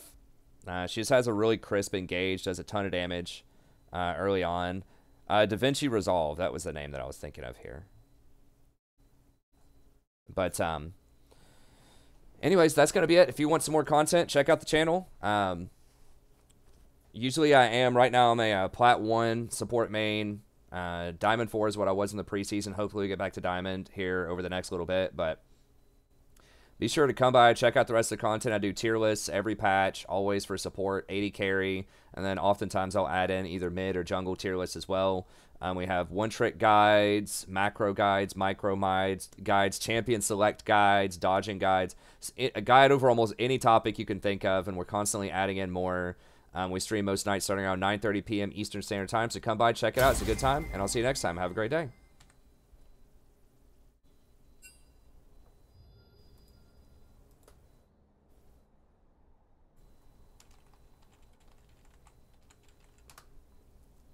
It's Da Vinci Resolve. I just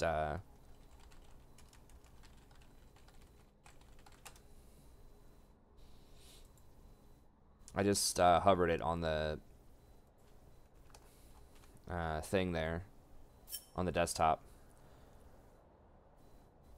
So they should have a free version here. Yeah, free. Just go down to the very bottom, Da Vinci Resolve 15. It has a lot of stuff, a lot more than I know how to do. And then if you want the more professionalized version, I think the professional version is really good. They said they use the professional version with like some like major movies and things like that. Like here's some people, I guess, doing some major movie stuff with it. So yeah, it's really good. Probably way more than you need. But yeah. There. I mean, dude, just Google it, man. Da Vinci Resolve. There's the link, but like, you could literally just type it in Google. Yeah, I'm kind of old school. I just type it in there instead of up top. I don't know why. I just, look, man. I grew up in the 90s, okay?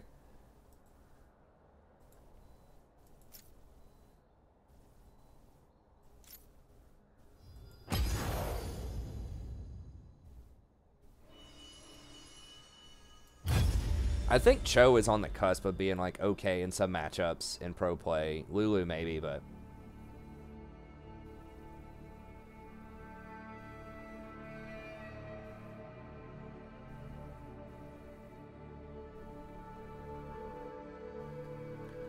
let me see if there are any other. Oh, whoa. Hold on. I forgot. We're not on ranked. Let's make sure we get back to ranked this time.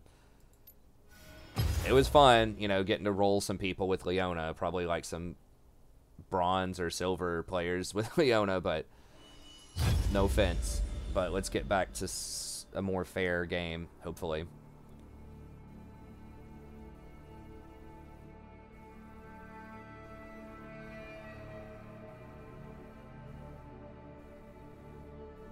No, you don't have to pay the $2.99. There's a free version, guys. I certainly did not pay $2.99 for this. It's right. You get the free version right here. It has most things you would want. I don't know how to do 99% of the stuff on it. Like, I had to watch videos. Like, it's professional level software for free. It does most things, unless you're wanting to do like some really hardcore, complicated 3D rendering, and I don't even know. Like, you can get the pro one, but for most like normal stuff, hey, I have some footage, I need to edit it down and make it look cool, you know, DaVinci Resolve is going to have you covered there probably. There's some other stuff out there that's like easier to use, but it's not going to have as many powerful tools, or it's going to be pay for it. You put anything you want, Wreck-It. Individual, if it asks you. I mean, make up something. ABC 1 2 3. No one donated for the Leona game. I just forgot to change off of normal.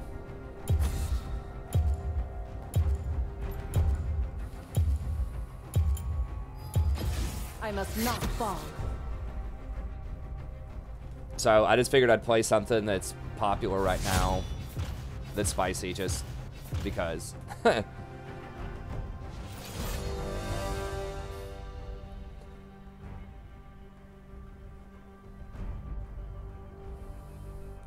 Is the Yi Lulu funnel still a thing? Yeah, it can be, sure.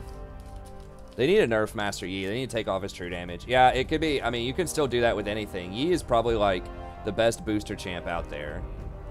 If he's not the best, he's one of the best. Especially for dual boost, if you're like with somebody else, which is the most common form of boost, because duoing in and of itself is not, it's not account sharing, and it's not against terms of service.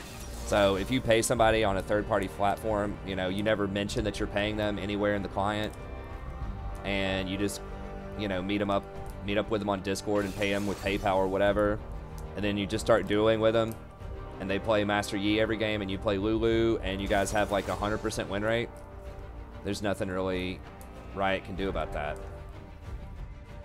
So like, the booster people are getting more savvy. They aren't account sharing anymore. They don't just take your account and boost it up a lot of times. Sometimes people still do, but that's easy to spot. It's like, oh, you know, this person for the last 3 years has played all of their accounts at this zip code. Then all of a sudden, they're playing completely different champions across the country in another zip code, and all of a sudden they have like a 90% win rate. Like,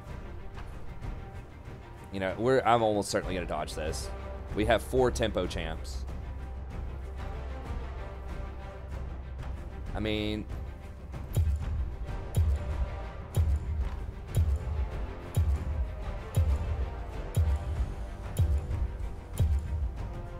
yeah, this is. Let's dash. If we like, if we even go even early, we lose.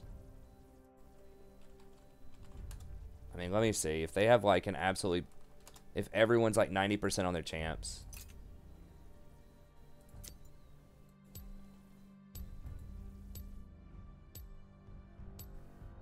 Nah, I'm gonna dodge it.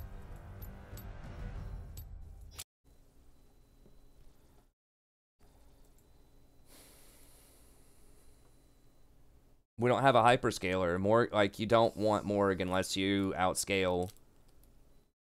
I mean, Morg is like pretty good against Blitz, but like Lucian's gonna outscale the Caitlyn most of the time.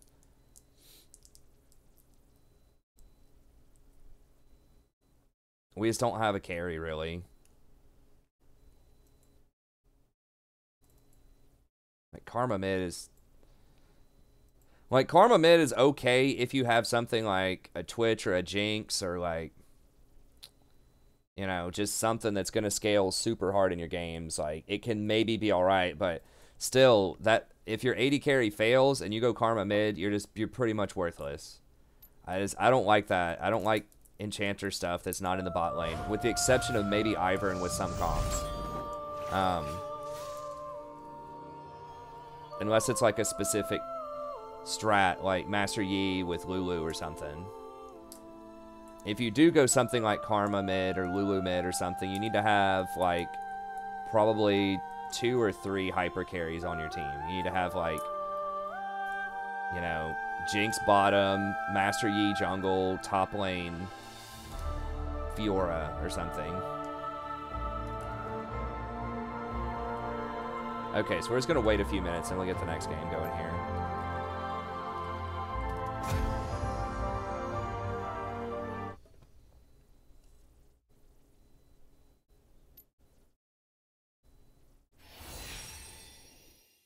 Who have been talking about Yi being bugged? He can auto attack during alpha. I haven't heard about Yi bug. I mean, let me see.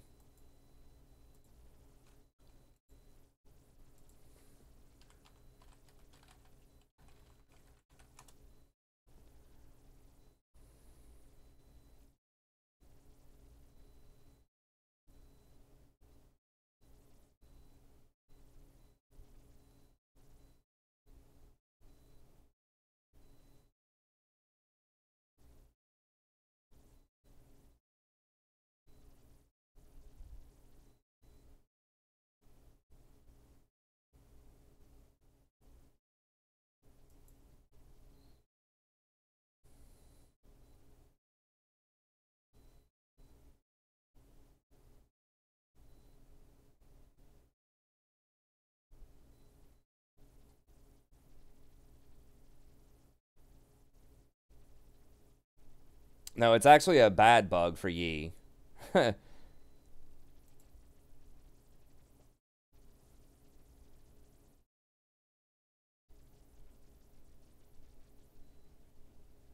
Yeah, it cancels your alpha strike if you go out of vision.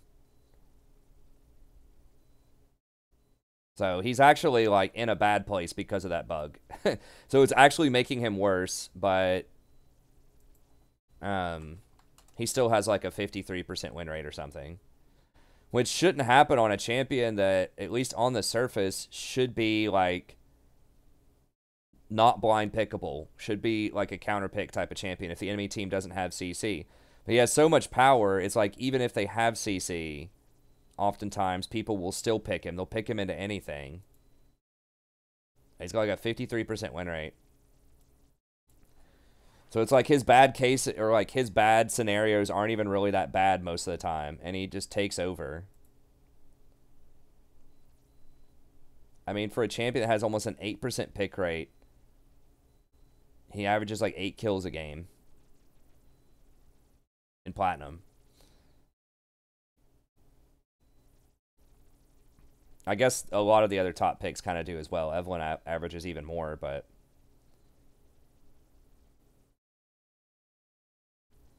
Who are we talking about?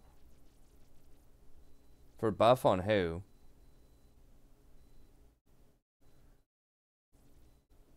Which Corky video? The split pushing one? Oh, Kale.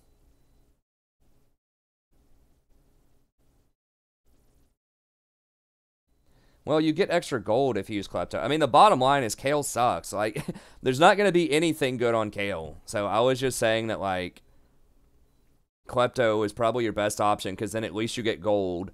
You can maybe get to your items.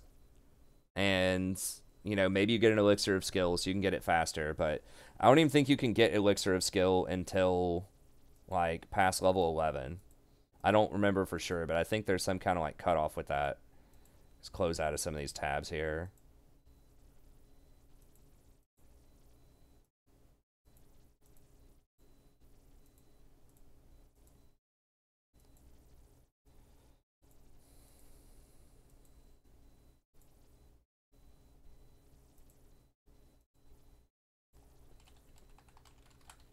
We just have a couple of minutes. We're just waiting on a dodge here.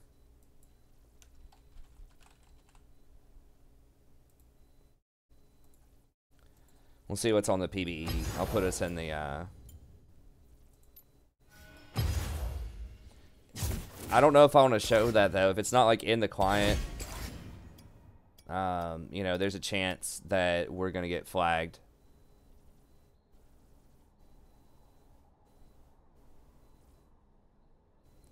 I mean, yeah, like, people can win with Kale, but I think by and large, she's not in a very good place at all.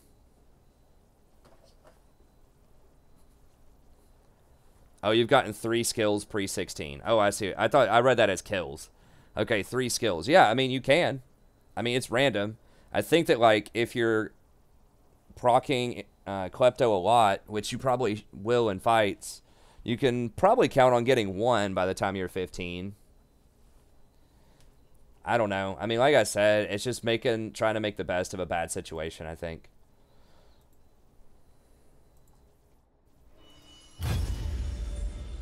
Oh, we're in queue? Did we not get it? Did someone else dodge? Or have I just been talking for 6 minutes and didn't realize it? Okay, I guess I just talked for 6 minutes. These Corgi looks pretty funny. I wish they would just actually help Corgi not be a trash champion, though. That would be great. Lower his mana cost or something. I don't know. Make his rockets apply on-hit effects. That's what I would like to see. That would make him kind of like Ezreal.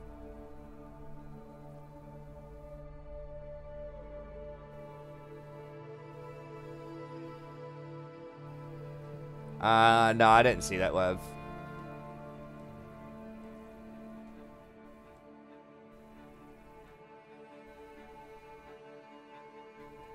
I assume it's not, I don't think it's totally random, or YouTube would reinstate it. It's probably they have content that, like, they probably changed their terms of service, and they have content that is, like, too political or something else, you know, that's really hot.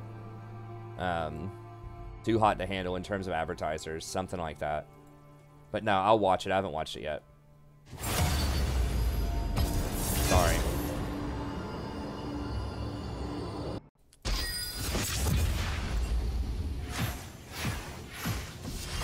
Oh, they're getting rid of the AP ratio on Q. Wow.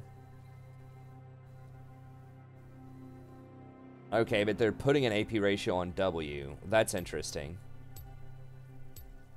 So they're basically saying you have to hit your W to do the AP damage. But it does a hell of a lot of damage if you do hit it. And the two-shot barrage base damage is lowered a lot if you hit it. That's going to hurt his wave clear, too. I mean, one thing that made Ezreal a lot stronger was when his ult does full damage to champions through minions.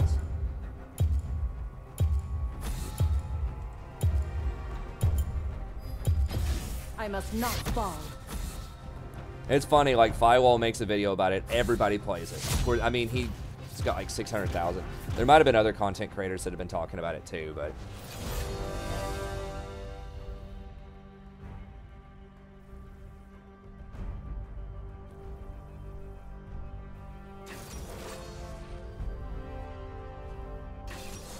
I don't know. I'll have to look into it.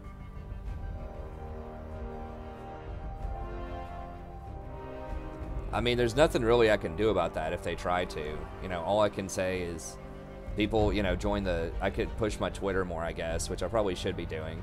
At the StrapPro, if you want to follow me on Twitter, just in case the channel gets deleted randomly. Or if you want to follow... I try to get better about announcing whenever I'm streaming and things like that.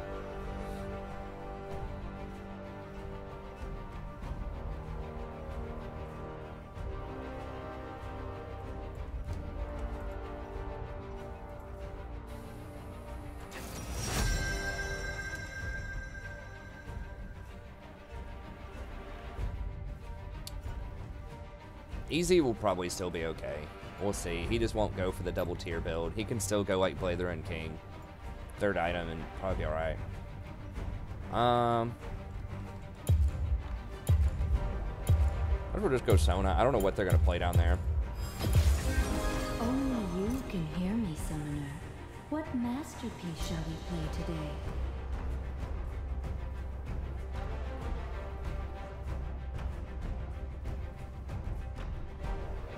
This guy been playing Nico lately.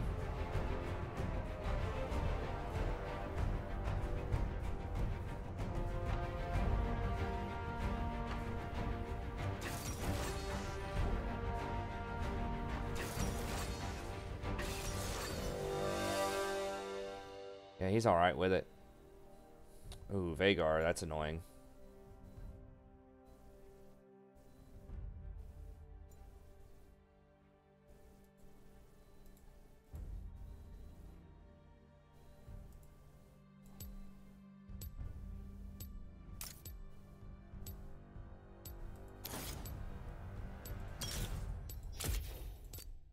Damn, in vain.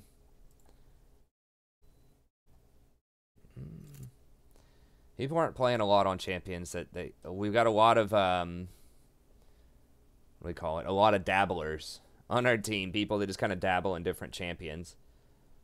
Oh, it's Lux support. Okay, I thought it was Vagar support for a second.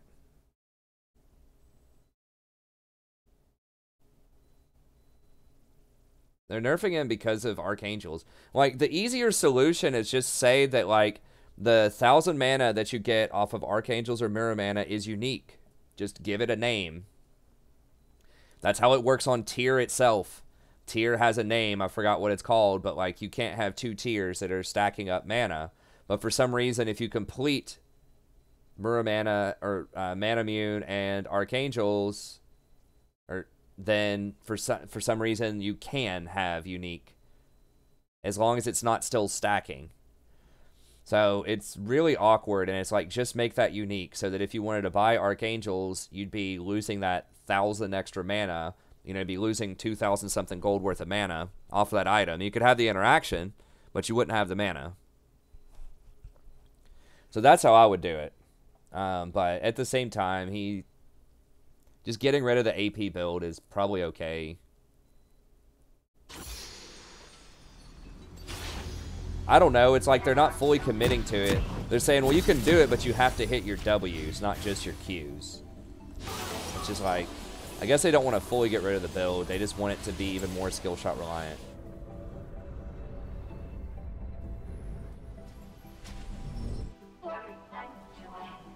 I mean, Lux can work if you hit all your stuff, but yeah, I'd rather play something else.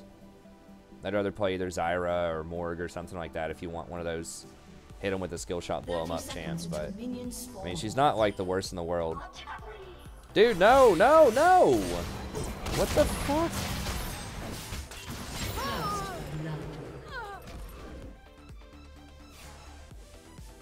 This idiot freaking tabbed out. Did Vayne get the kill? Oh my god. Don't walk into the river if you're gonna AFK tab. Like, walk to a tower or something. Ideally, don't tab, you know, when the game's going on. I tab sometimes, but I don't walk there. Like, I don't walk into dangerous zones. But there's no point in, like, yelling at her about it, because she almost certainly tabbed out just to go, like, change her music or something. Yeah, don't walk into a hotspot, especially when the Sona sees it.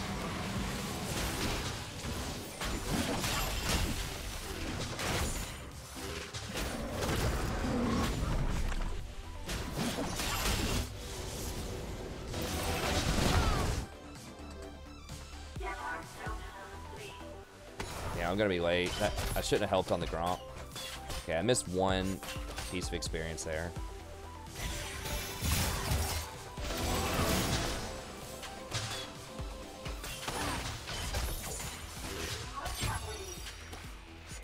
They got Bane too. I don't know, Nico is good, but I'm not entirely sure that Nico's better than Bane.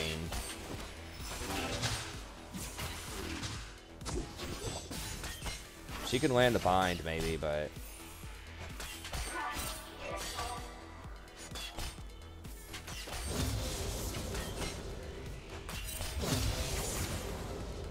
I thought I only missed one ranged experience. Why?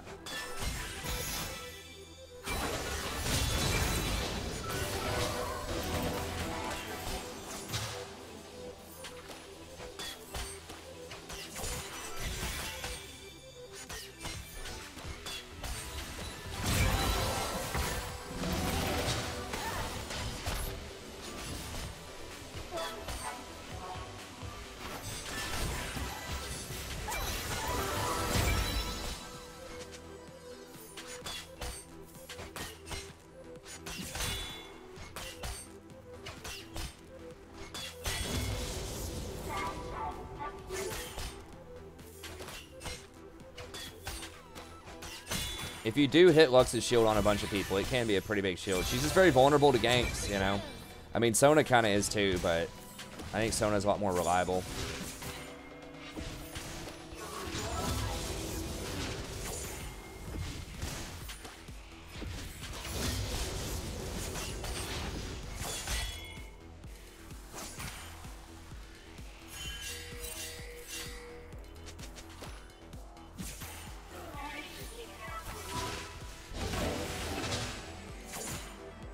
Okay, they got out. I'd say, dude, we can't chase. We lose so much experience.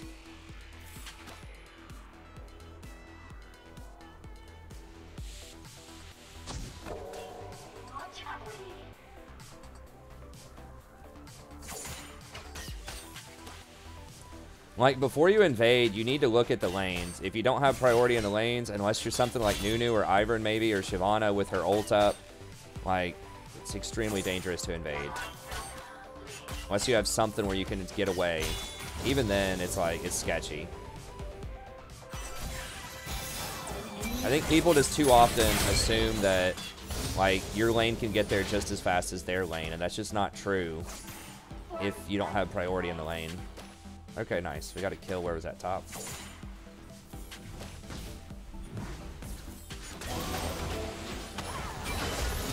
Tried to get an auto in there, but I didn't want to take a tower shot.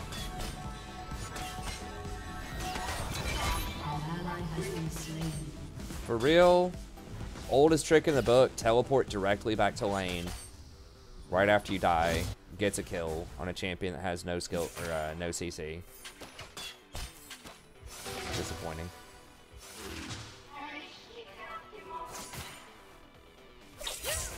We're not rank 4. I don't know why it says that. I think Nightbot's broken. We're plat 1.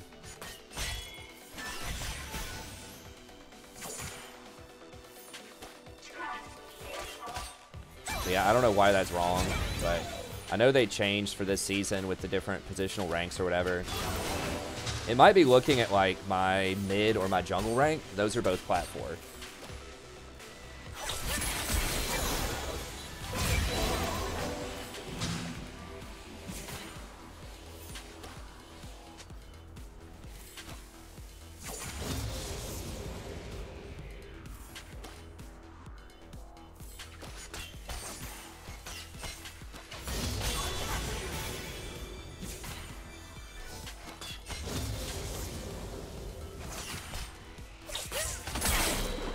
Just letting the Zed know he has stopwatch, if he didn't notice that before. An ally has been slain.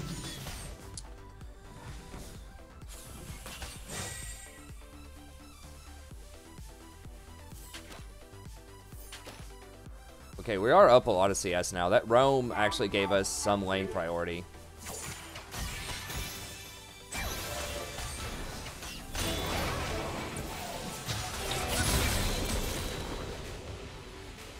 Okay, Lux is out of mana.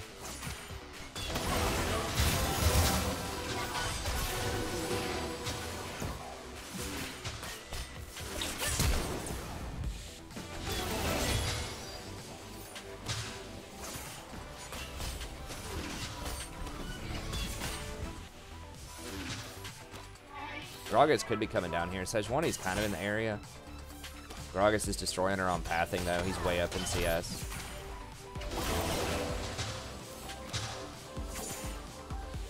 An ally has been slain.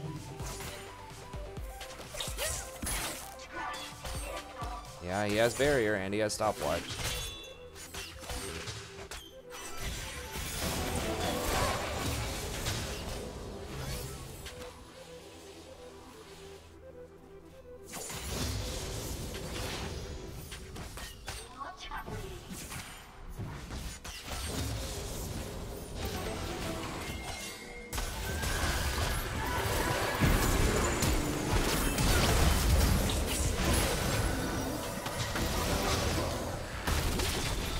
For real? What is that combo? She pinned me while I was flying through the air off the Gragas.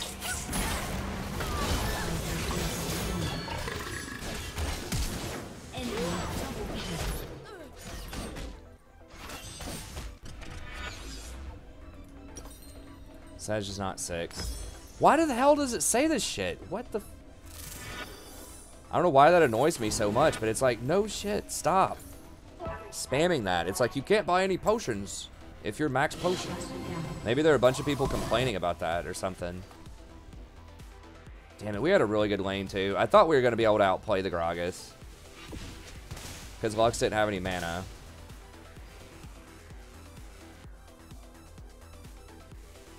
Yeah, but she threw it like while I was in midair. I don't know. Seemed awkward. I couldn't wait on the ult. I was gonna die if I didn't flash earlier, I'm pretty sure. Because Vayne was gonna pin me into this wall. I mean, I don't know. Maybe I could have if I went back and looked. I'd have to go back and watch it and see.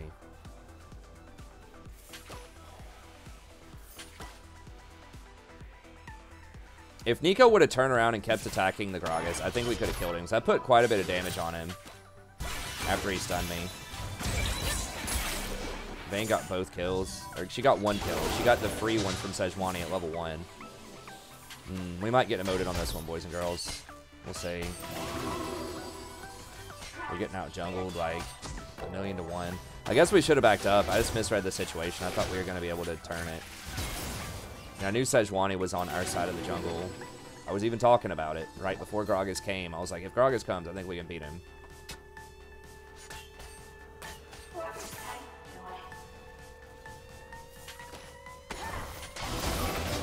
Really? She's tumbling forward? Like, Nico's got to step up and help me punish that.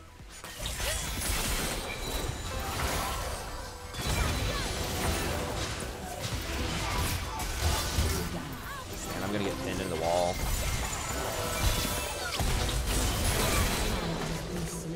We're dead.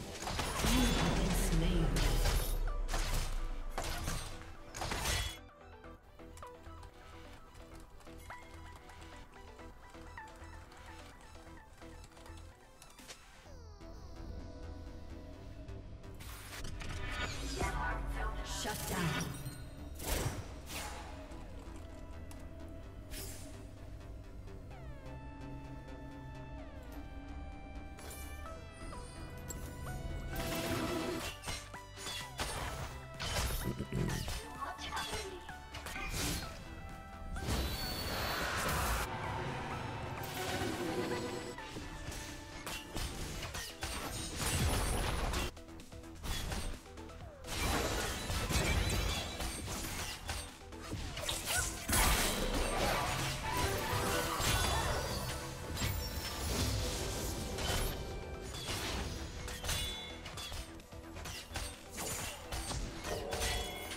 We're never fighting again.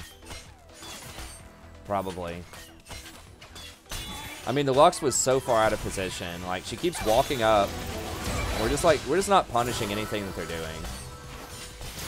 They're just getting to sit here and free farm with us, and Vayne's just gonna win. Nico can be good, but the problem is a lot of people just don't have any experience on her. Everyone's just seeing the all caps vid.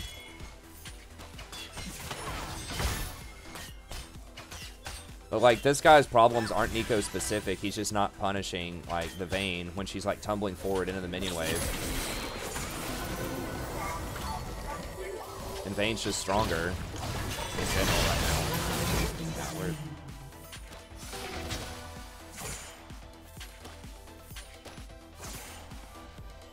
and she just misplaying a lot of stuff. Well, I think Nico as a champion is good. This person's just not good on Nico. Dude, they're obviously all going to be here, bro. We just saw them kill everybody in the river. Like, where do you think they're going to be?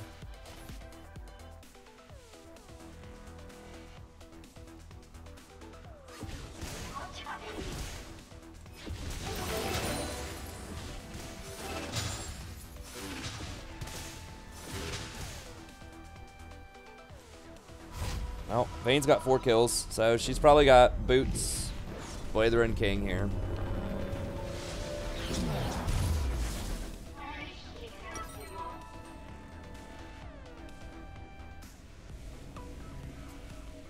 I'm gonna have to sell one of these and just, I gotta get something. I gotta progress the build a little bit here just because we're so far behind. Turret plating will soon fall.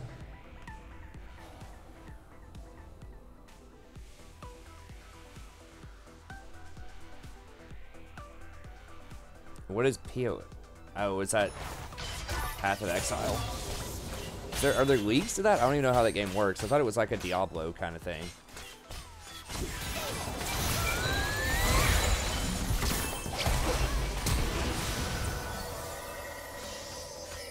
She's like turbo feet. She's got to be tilted or something now. I don't know. Yeah.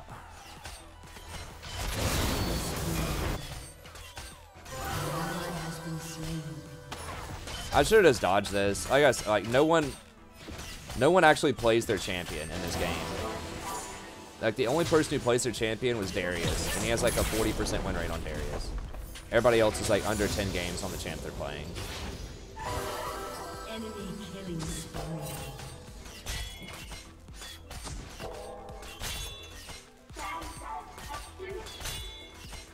Nico's probably typing up a novel, desperately trying any way possible to justify why she's performing so poorly on this champ, other than like getting hit by skill shots and not pressuring.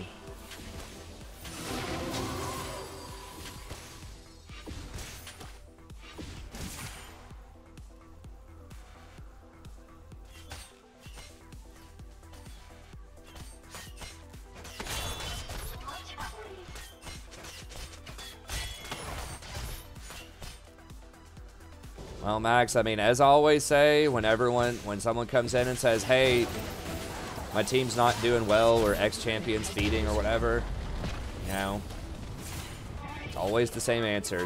There are some games you're just going to lose. Other times you have to figure out how to win through it. Because the thing is, that kind of stuff's going to happen on the enemy team too. Like whatever crazy thing it is, or crazy feeders or whatever, the enemy team's going to have it too at some point. So a lot of it is about maximizing leads, figuring out when you're like ahead in games, how to push your advantage and close out and never let them get back into the game to make up for those games that you're gonna lose. Because if you're playing really well every game, there will be some games you can't win, but there will also be a lot of games where you can't lose.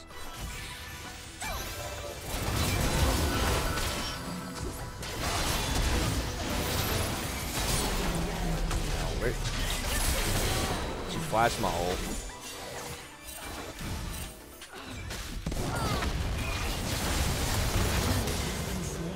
We can maybe, I mean, if Zed gets enough kills.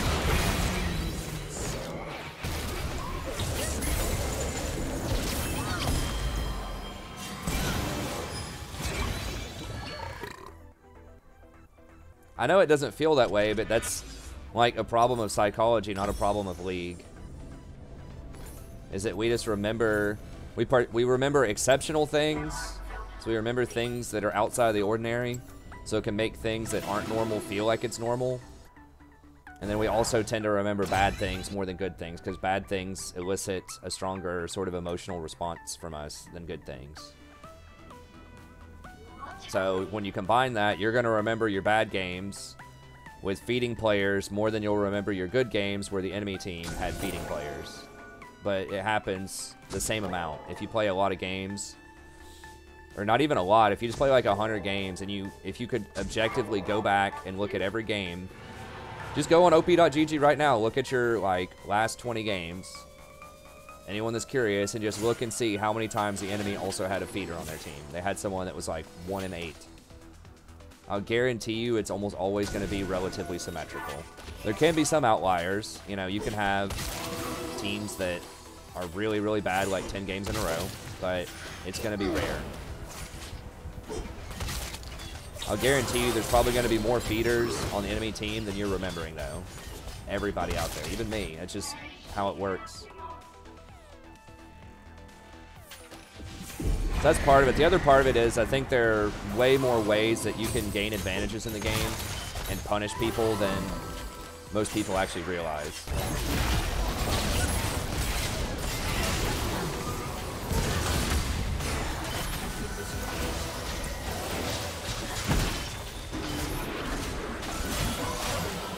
Like right there, like in this laning phase, for example, Nico probably didn't even think that like we messed anything up in the lane. Where we did, we were letting Vayne free farm. Like we should have been punishing her a lot more. Especially when she tumbles forward.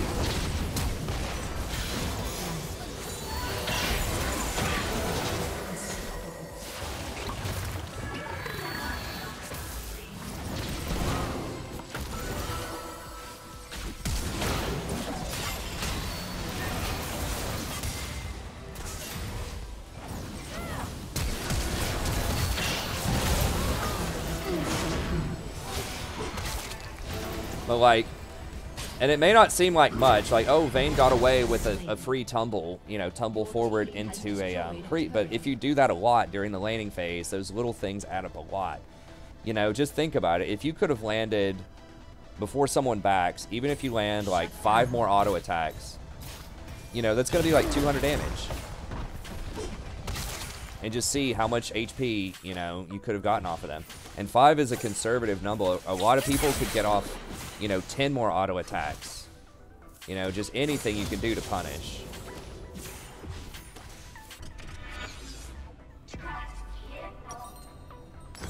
Because it's not really the, like, the big flashy plays. That's not why pros are, like, really good most of the time. That's what people notice. But why they're really good is they take advantage of, like, dozens of these small little things that most people don't even notice. I don't notice all of them. But it's like, okay, just they're, like, a couple of steps closer in the laning phase, and that is, you know, allowing them to put a lot more pressure on the enemies so they don't get as much CS. Or every time someone goes for a CS, they hit them with an auto attack, or they're, like, threatening them with an ability. It's all, or they're just like one step a little bit further back when they're going to get ganked, so they're able to get out safely. Like all of these things that seem really small that add up a lot.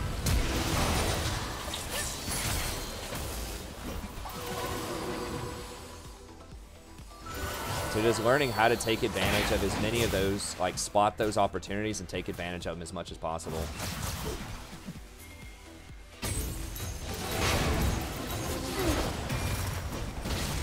Yeah, I mean, like I said, clearly I mess this stuff up too. I miscalculate things. I don't take advantage of everything I could be doing. But I'm just saying that's how you do it. You try to get every single auto you can get. Every single opportunity you have to punish them for being out of position and maximize it. That's the old saying they used to use with Moscow 5, I think was where it originated. I think it was like in the European circuit. They would say, you know, give them a finger, they'll take the whole arm or something like that. Give them an inch, they'll take a mile. It's just like all about maximizing leads.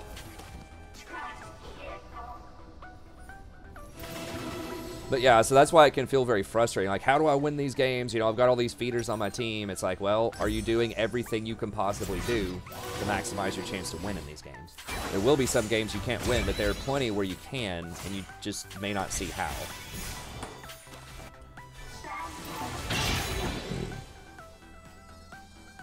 And that's just like micro stuff. You can always like rotate and play around your leads better. Try to get more dragons. Try to, you know, give more vision to your mid laner if they're doing well. Don't try to gank for your top laner if they're 1-6. Don't get baited into bad fights. Like recognize bad situations and don't give the enemy extra kills. It's much better if you just let somebody die a lot of times rather than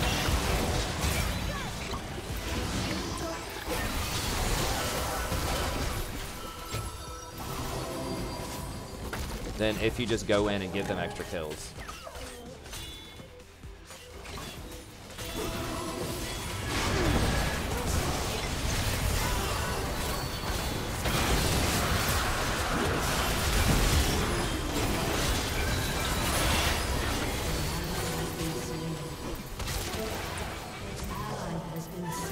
Oh, everybody's dead. Alright. Yeah, this game's done. I'm down. It just, everybody's failing. That should have been a fight. I hit like 2 or 3 people with the ult. We just can't kill Mundo.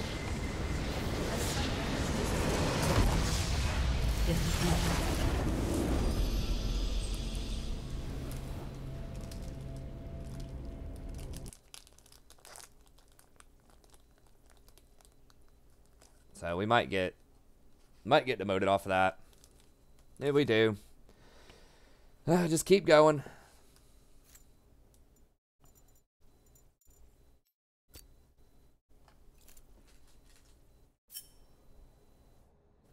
Oh, we did it. Nice. Okay, we get a little bit of a freebie there.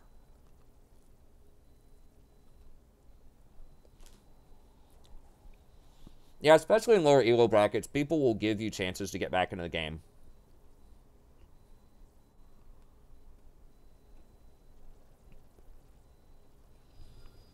But I mean, even just on a basic conceptual level, the whole like bronze to diamond or bronze to challenger could not exist if individuals didn't have a lot of power, you know, in games. If it was just like random coin flip.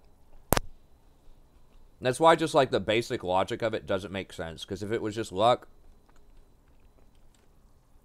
if it was just a coin flip, then you'd have random pro players like double lift or something that like could not get out of bronze or couldn't get out of silver.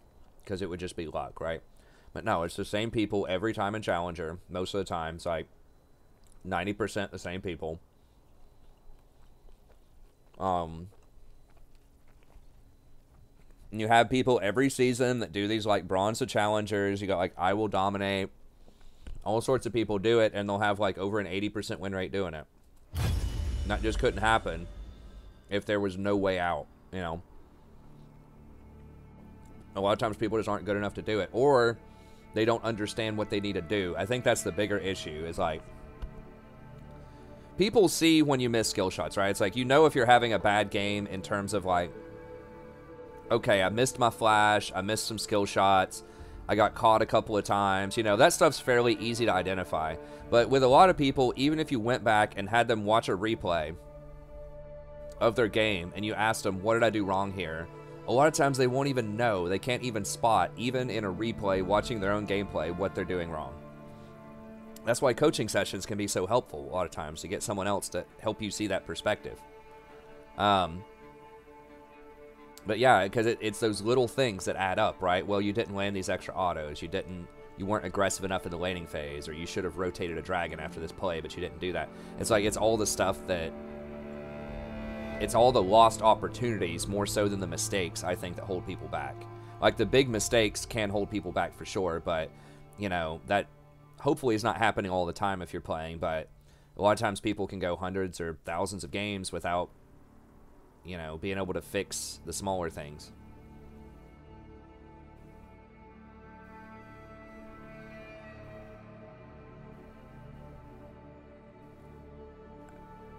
But... no, how is it flawed? No, you're talking about a different issue, though, Jolty. Like, the issue I'm talking about is, do individuals have sufficient agency to climb, even if your teammates occasionally feed? And I think what I said is perfectly logical. What you're saying is, people doing these bronze to diamond accounts play meta champions. So I guess you're trying to segue and say you have to play strong champs to climb. And I don't think that's true either, because there are obviously challengers that play any number of obscure champs. I think it's helpful if you play good champs all the time to climb.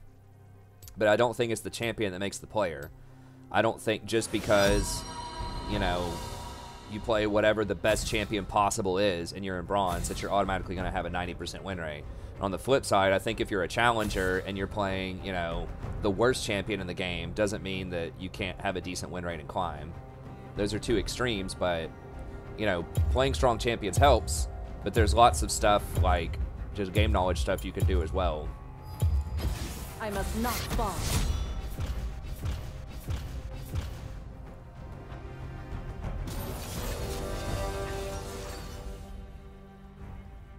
Well, Babu, a lot of times it's because it's unsolicited, and also because you're saying stuff that's, like, obvious that I already know.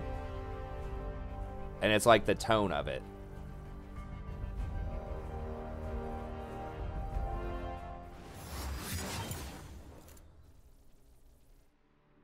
But it depends. I mean, sometimes you're right. Sometimes I agree with it, but a lot of times it's basically like... I'm trying to think of an example of things like that. It's like, hey, man, you should try to trade aggressively if you can.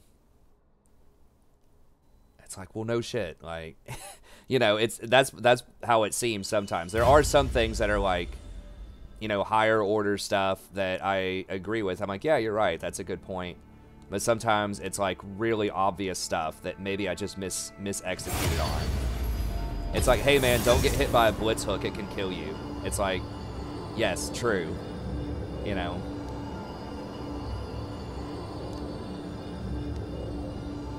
Well, it depends, Space Battalion. I mean, I have an entire video on one tricking where I talk about these things, and there's a whole video that I have on meta slavery, and whether or not people should be a meta slave. So, like, that's the age-old question: should you play a champion that you have experience on, or should you play a champion that's like really good in the meta? And my answer is usually, why not both? You know, why not just get good on good champions? So it just depends on if you want to climb or not. Like, and it's perfectly okay if your goal is not to go pro, you know, just because League is more like a sport than it is like, it's, you know, it is kind of a video game, but I think that term is really becoming outdated because it's not really a game, it's more like a sport. You know, you can go play basketball at the YMCA and still have fun and know that you're never going to the NBA. Like, you can know you're never going pro in basketball. But for some reason in League, it's like, people feel like they're terrible if they're not challenger or pro. It's like, people make you feel bad all the time. You know, you'll hear like high-elo people saying, oh, if you're in bronze, you just shouldn't play, you're awful. And that's like a really like misconception of the game. You never hear NBA people saying, hey, you're down just playing at the YMCA with your friends for fun playing basketball. You're never going to be in the NBA, so you suck. You know, why are you even playing? It's like, well, I have fun playing it. I just want to, like, you know, get a couple of games in after work or something. So I think that that's a good way to think about it. So, you know, Draven with Vayne. I could play Nami here. Yeah, I might go Nami with Vayne. But yeah, I mean, if you just want to have fun and play whatever you want to play, that's fine. But you also have to realize that you could be handicapping yourself. You know, you're not going to be climbing as fast as possible if you're trying to play, if you just really like playing Rammus support. But at the same time, if you're cool with that, then that's fine. You know, no problem. But the problem comes in when people say, I can't believe I'm not climbing. This game sucks, or all of my teammates are terrible, and I can't believe I'm not climbing. I play Echo support every game. You know, it's like, well, part of that could be your pick. So just understand that you're partially sabotaging yourself if you play stuff that's really, like, off meta. But, you know, play it if you want to play it, if you enjoy it, so...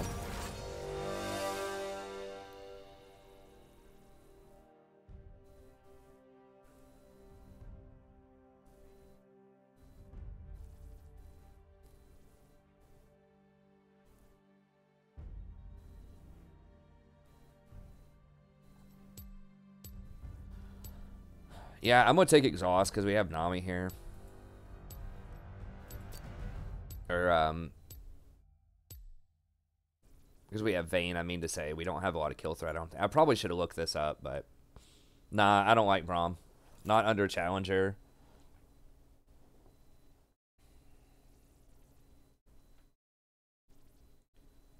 What did Babu say?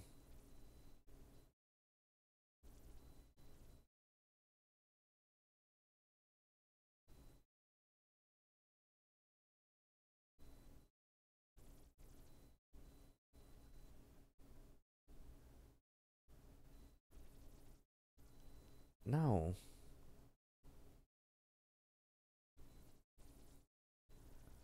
You're asking if you can just go in my last 50 games and just point out what you think I'm doing wrong? I mean, here's the thing, though. Like, I know a lot of what I'm doing wrong. I don't know everything, but that's the thing that I'm saying is that a lot of times, like, what you're saying, those types of things I'm aware of, and I'm trying to fix them, but I'm not a perfect player. You know, like, that's kind of the issue. Like, if you're telling me, you know, some higher level stuff that I'm not aware of, then like that's helpful. But if you're just saying like hit more skill shots, don't get hit by hooks, don't gank more, like really generic stuff, then it's like I know those things. But if it's like super specific stuff that's like really good to, that's like really detailed, that's helpful, then sure.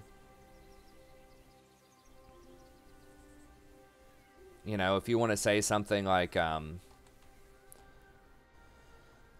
trying to think of what it would even be. Like jungle, like you see Nunu top, you know, if you want to say something like, hey, Nunu only has 20 CS, he's top lane right now, that means he skipped his bot lane, he's probably going to go bot here in 30 seconds, like, you know, watch out for a gank. Like, okay, that's good. Like, that's something that maybe I didn't notice, was the creep counting and what that implied about his jungle route. But if it's just like, be more aggressive in lane, or something like that, it's like, I know that, you know, on a larger level, I just may not be actually executing it as well as I could. And a lot of it's like in the reception of it too. So it's like, it's all about the details and it's all about the reception. Sorry, I accidentally messed up the chat there, scrolling up on it. So on my first back, I can't read the chat right now. It's messed up. So I'm gonna have to fix it on my first back. So I'll just have to comment on the game. But I mean, part of it always comes down to backseat driving. You know, you don't want someone. A lot of times it can be a little frustrating when someone's saying generic stuff. I think I've explained it several times.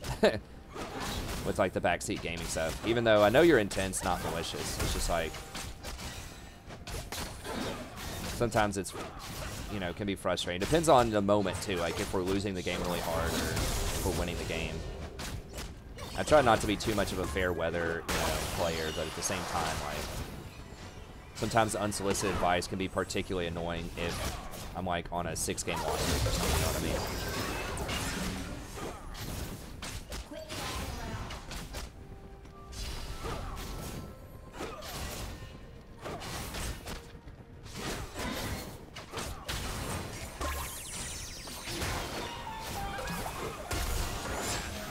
I was hoping I'd get a bounce there.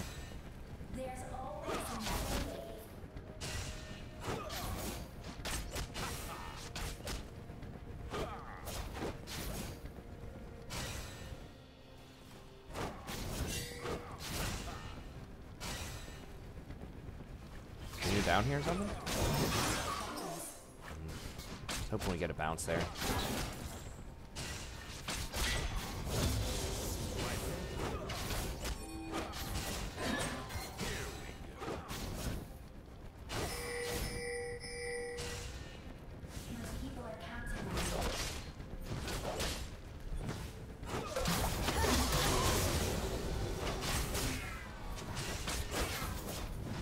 Hey, Zach's topside, so I'm just gonna get a second point in W here. We're supposed to lose. Hopefully we can like be within 20 CS here, but like Draven into Vayne is one of the harder matchups, bot lane. I keep thinking Draven's gonna move up, and so I'm trying to get that bounce, but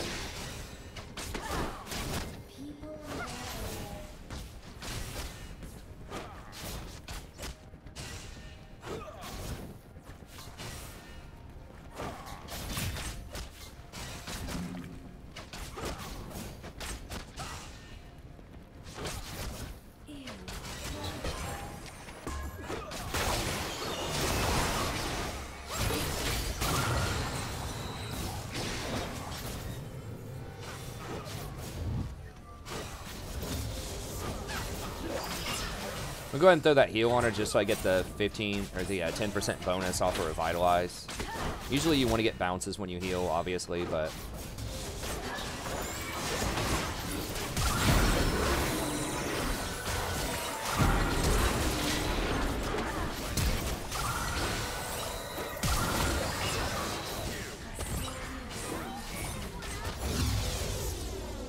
damn, if I had bubble there, it would have been helpful, but did he flash? I'm pretty sure he had to heal in there, right? I think he flashed and healed. I don't want to ping it though, just in case I'm wrong. I don't see any other way how he's healed up that much, because I think he was a lot lower.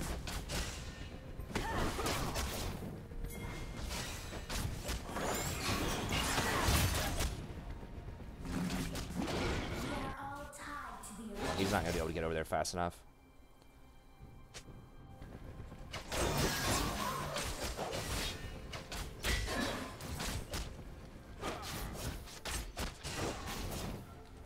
First blood.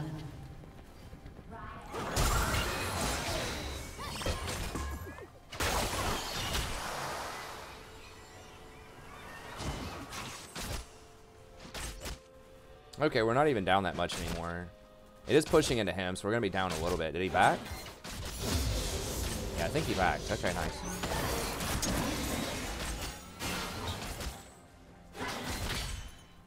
Okay, so Zach just showing that presence there actually helped out a ton.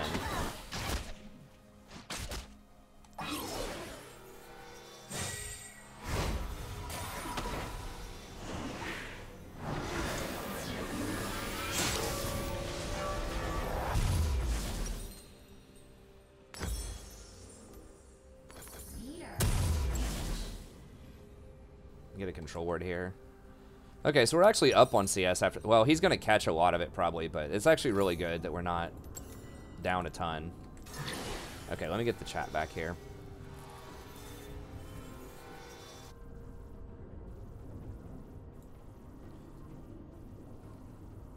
Oh, I saw Jolty's comment from earlier, too. Yeah, I'm not saying that everyone can play just like... play the champions in the style that, like, the challenger players are playing to boost. My main point was that you can beat the odds. But it's difficult to do that because you have to be really good. And some of that just is going to be mechanical stuff, you know?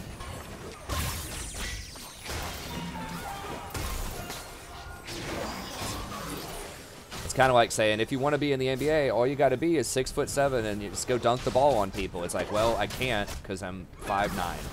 You know? So yeah, there's some truth to that. An ally has been slain. Pathing on that, on these creeps.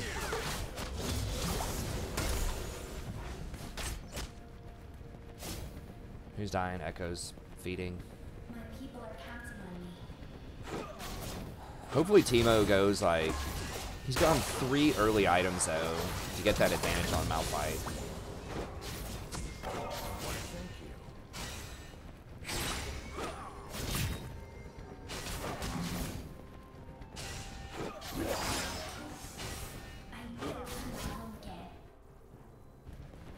If you do want to do coaching, you can fight Nico, but please don't advertise it on my channel.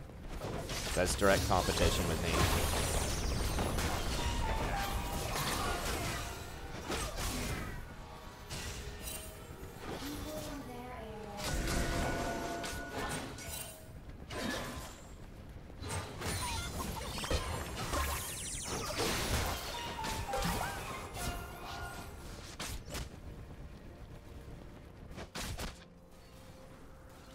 Swim against the current.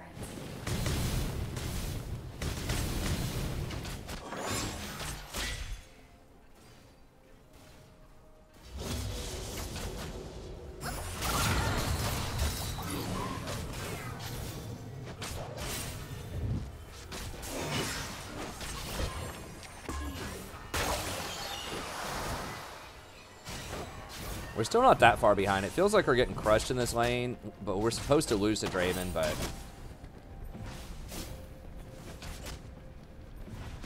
I think she can last hit those anyways, but...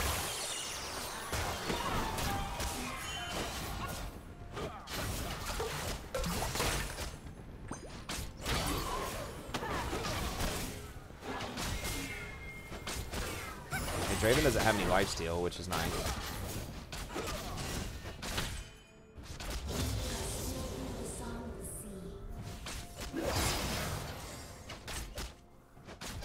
How do they know?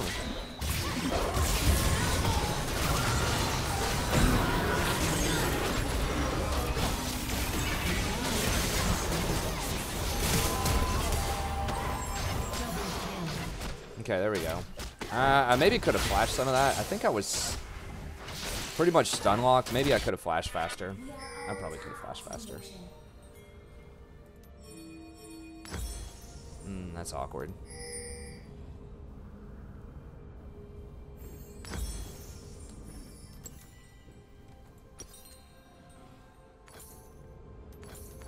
boots or something, but I don't want to sit around for 30 more.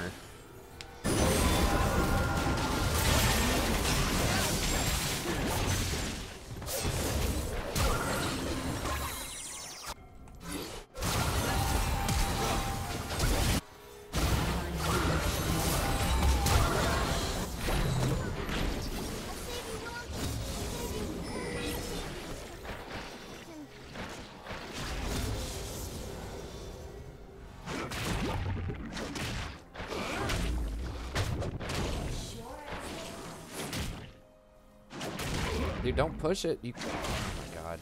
He's. Oh, he just screwed over that lane. Okay, well, Vayne got several kills off of that, so that's good for us.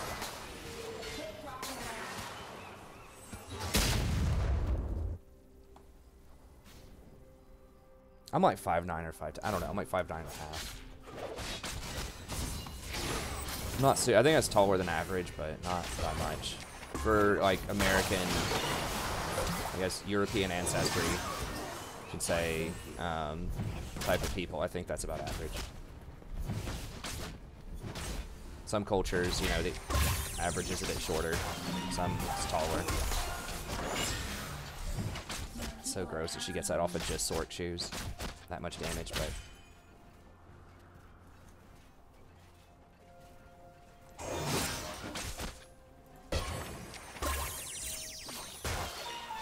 Wait, where's Zach on the map? Not as blind. Is he top lane? Oh, he was dead. He wasn't even dead in the fountain. I guess he was backing somewhere weird. I don't know.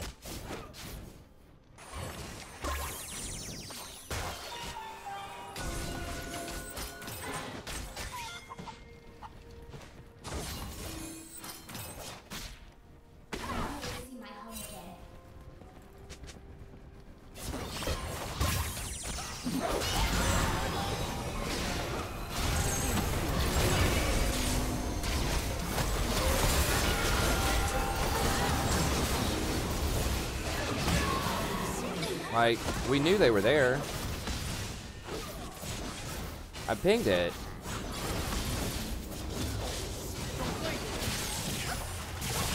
If you're Vayne, why don't you just pin the Nunu back when he's coming in?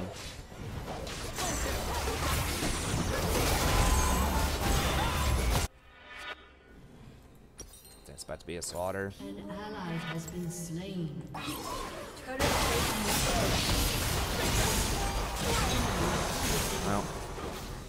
Well.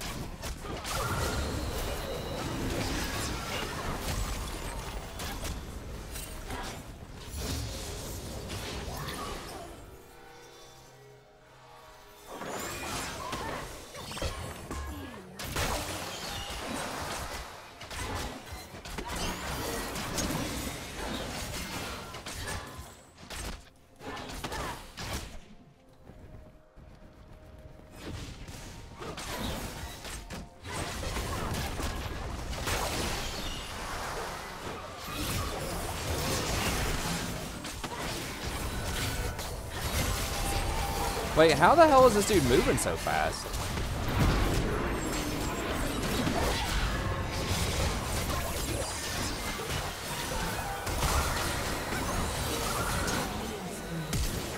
Literally, how is he moving so fast?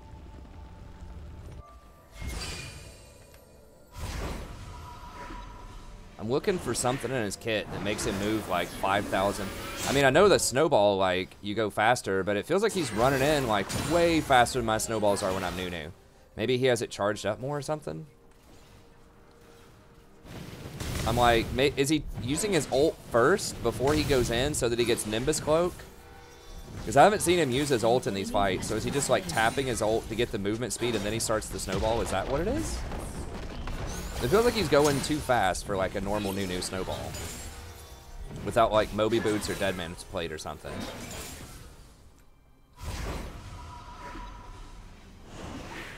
But it feels way faster than that. Feels way faster than a normal snowball, unless I mean, maybe I'm just crazy. I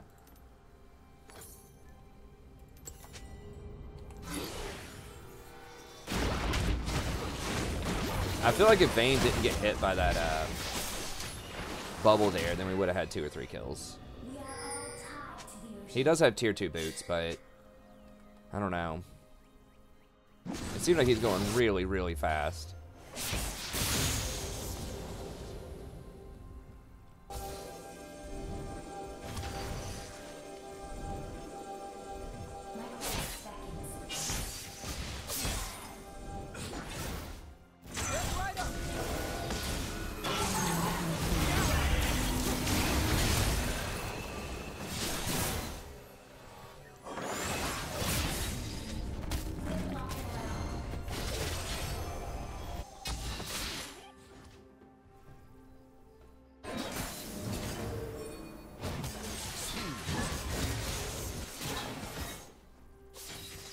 Your turret has been destroyed. There's always another way.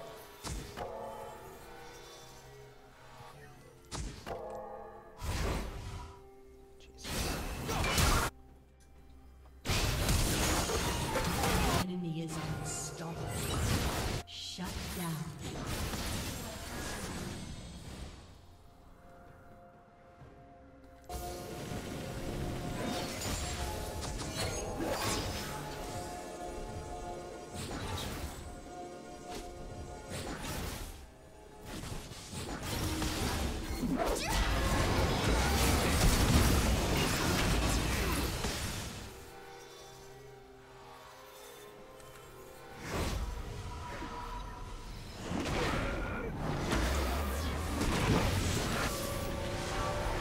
Slaughtered on map pressure. I have to wait a second here. Swim against the current.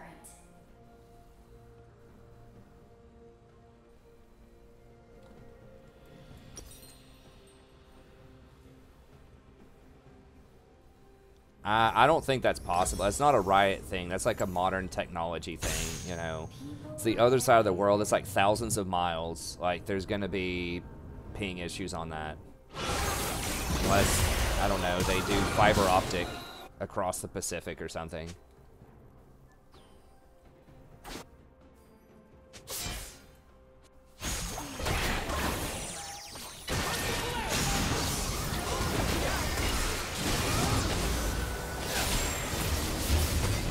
Okay, back up.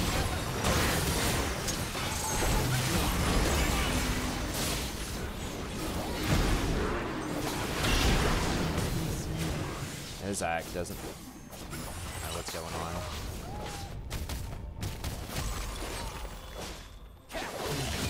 Probably gonna get demoted. Hopefully not. Maybe if I keep saying it, then we won't. We're just pretty much getting outplayed at every position.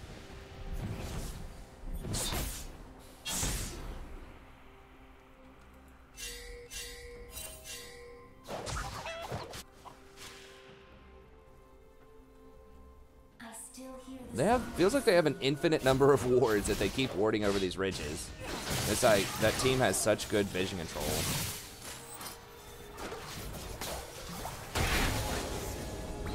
Like, everyone on their team is warding.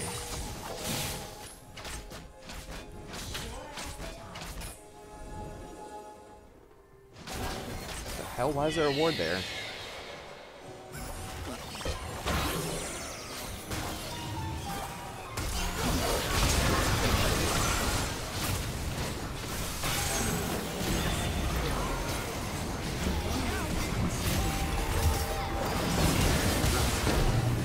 Whoa.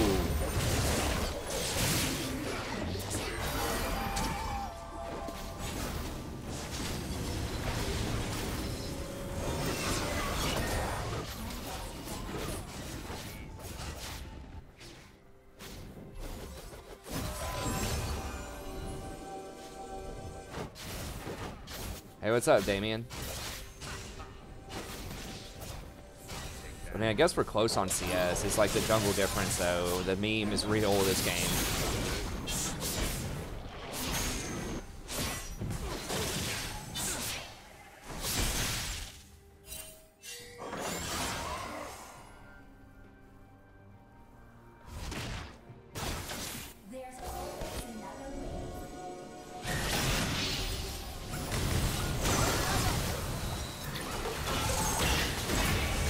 Why are we going back in? What?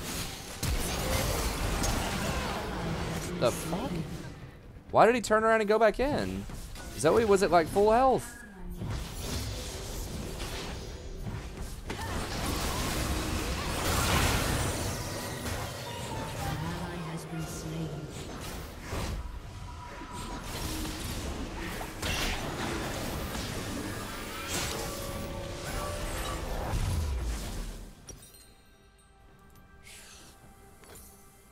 An enemy has been slain.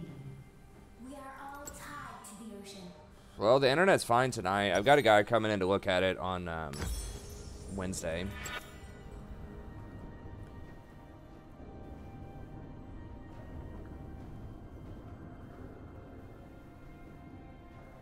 Enemy killing spree. Yeah, but Zoe's support's not good. We're just really bad. That's all there is to it this game. I mean, the Draven carried the lane phase just because he's Draven. He wasn't that great of a Draven either, but he just does so much damage compared to Vayne. And we just screwed up a lot of these things. Dude. You mean group up? You just inted into like 3 of them last time.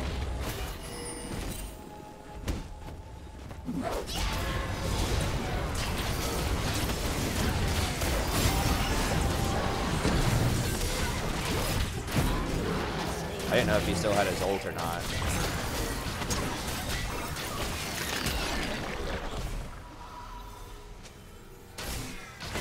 Shut the mouth. Your team has destroyed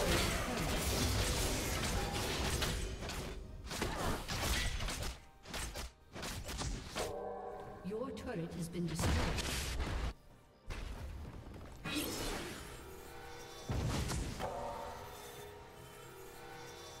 I know Zoe was half healthing me in the lane phase, but we just weren't pressuring her enough.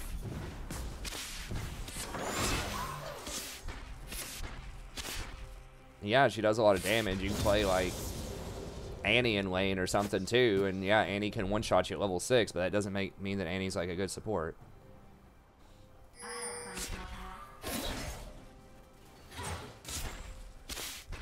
Your team has destroyed a turret. Like most AP champs, they can do damage in the laning phase, but it's like, it's super risky. You have to do a lot of damage in the laning phase, you know? Because if you fall behind, if you're not ahead in the mid game, then she has like 8 kills too. If you're not ahead in the mid game, then you're just going to get murdered. You're going to get outscaled. No. I mean, you can win on any pick in the game. Like, if you're a good player, like... But certain champs are going to give you better chances to win than others.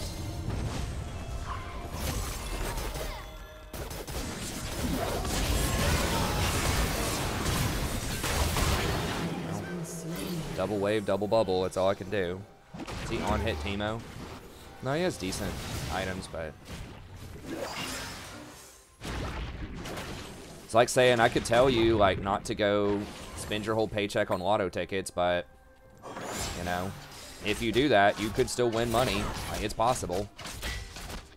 It's just not probable. You can't dodge a game just because it has a Teemo in it. There are worse champs out there.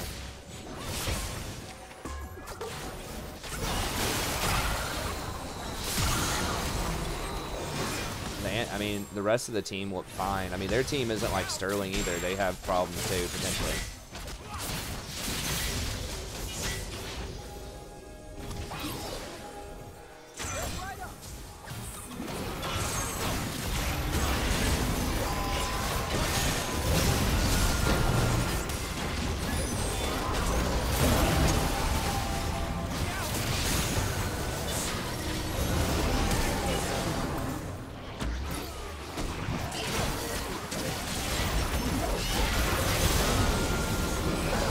Oh my god.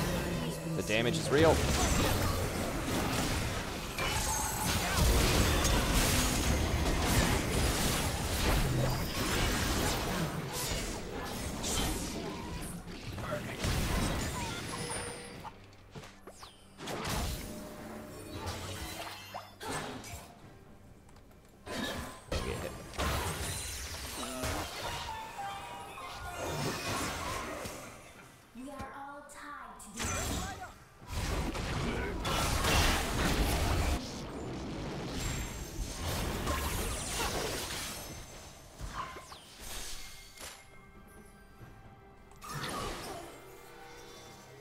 Echo's getting pretty fed. Vayne's got her 2 items. I mean, we can come back in and definitely win this.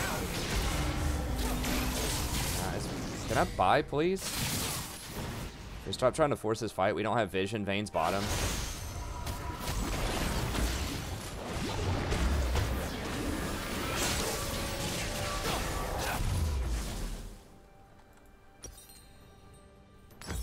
I mean, NA is not that bad, guys. Like, last time I checked, NA made it further than Korea last year. Now, it doesn't mean that NA is always better than Korea, but, like, I think the meme that NA is terrible is, like, really over-exaggerated. Like, most people would not want to go to Korea. You're gonna get, you know, murdered most of the time.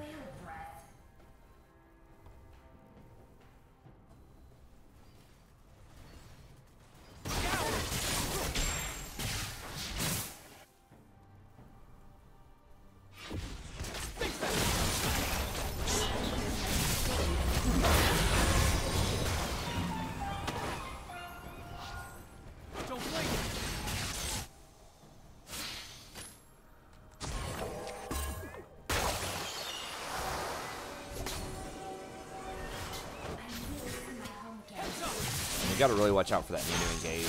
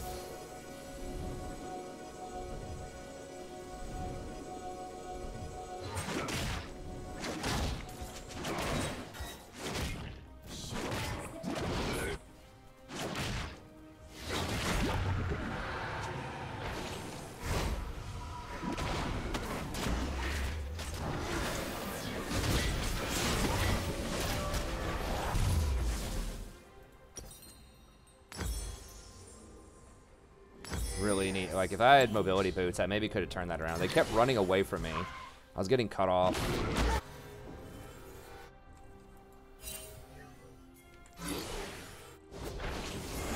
We do it. He's bottom. Make him come check.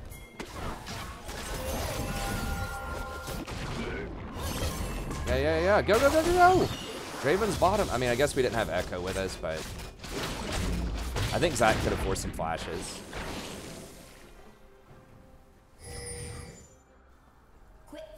Oh, it's too late. Draven's there now. You can't really try to steal it when Nunu's around either.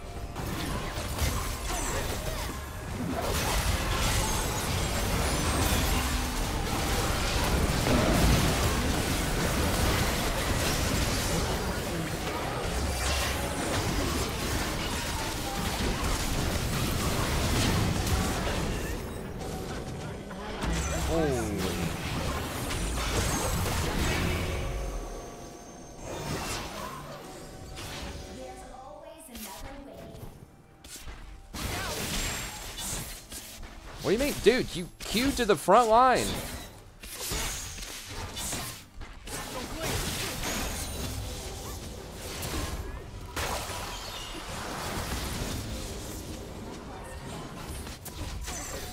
I'm muting you.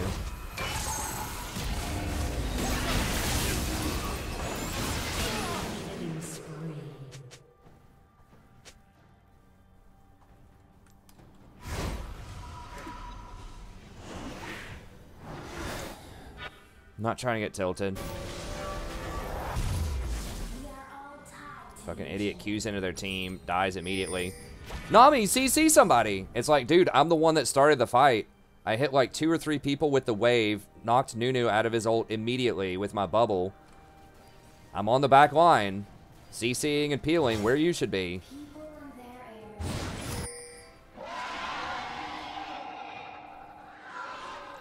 This guy's like typing a novel. I'm probably dead.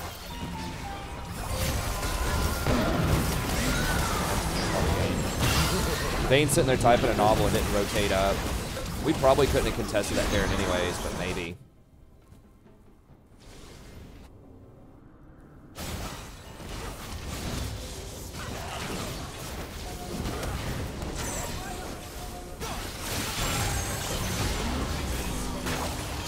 Maybe, I mean, maybe Echo could hold. I don't know.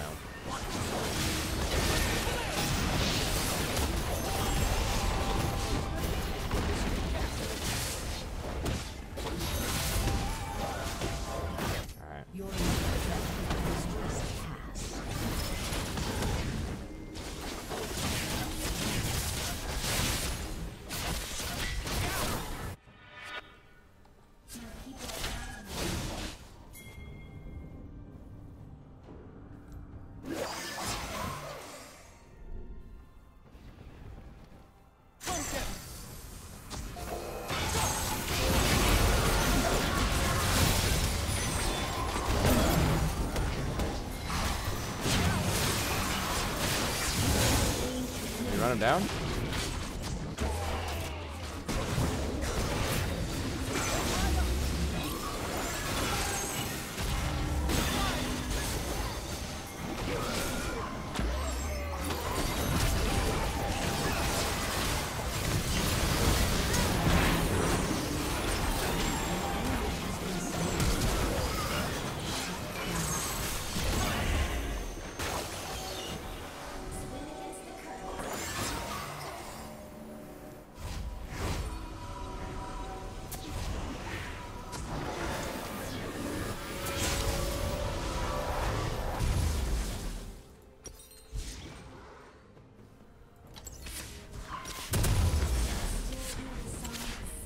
Halfway tempted to get him at Kale's here, but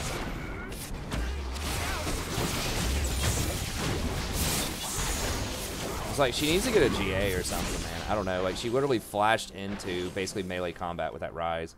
She did pin him, and I tried to bubble him, but he hit her with a Q right out of the bubble. I'm pretty sure.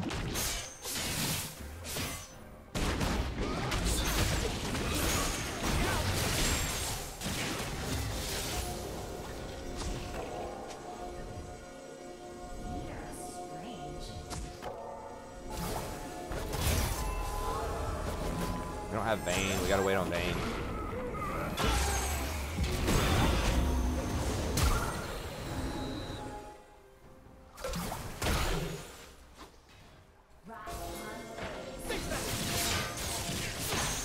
Let Nunu like set it up with a bunch of shrooms.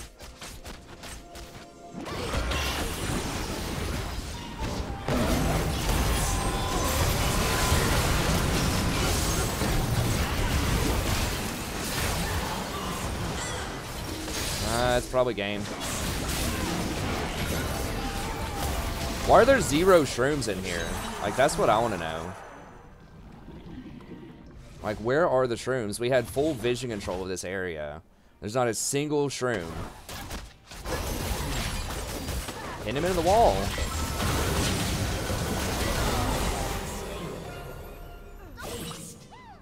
Like, that's what we should have been doing. We got priority in this area. We warded everything, but there's not a single freaking shroom. And the whole reason to play Teemo is to put shrooms everywhere.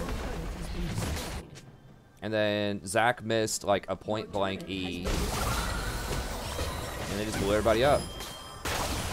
Well, I mean, I hit like 4 people with the wave and bubbled 1 or 2 of them, but no, it was not Teemo jungle.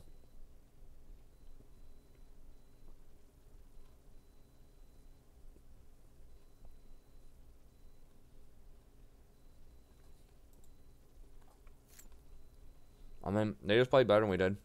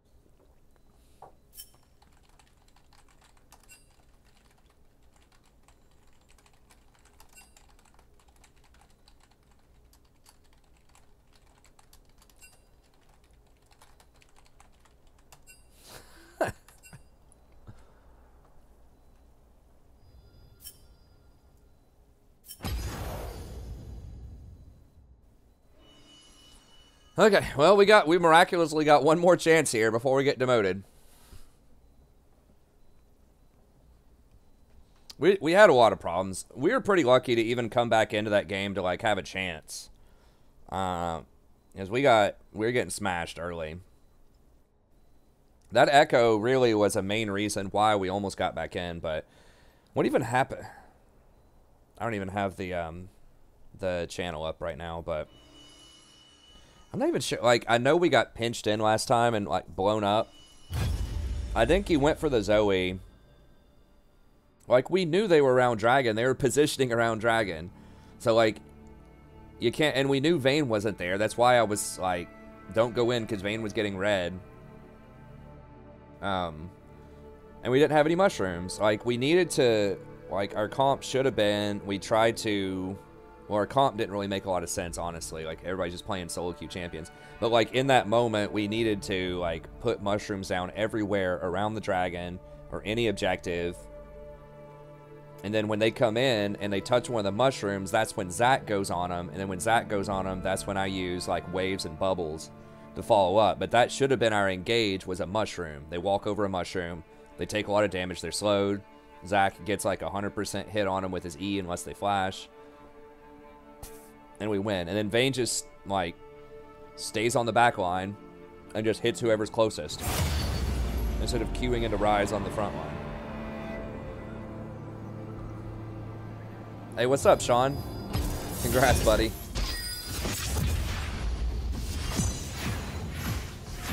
That was pretty funny, Jake. Yeah, I don't think Teemo necessarily is a really bad champion. I just think people don't play him right. He was building the right build, I guess.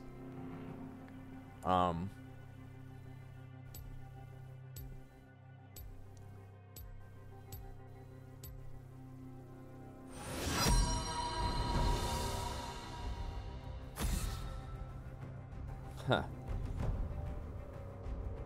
But to be fair, we were kind of out of that game for a long time, and they threw pretty hard in the mid game, and we almost got back in.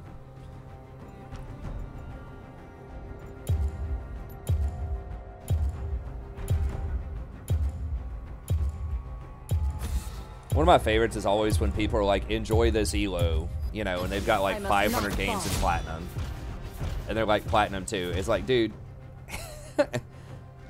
Also, when you play like that, though, but it doesn't matter. He's just another meme Vayne. I guess we'll just first pick Sona.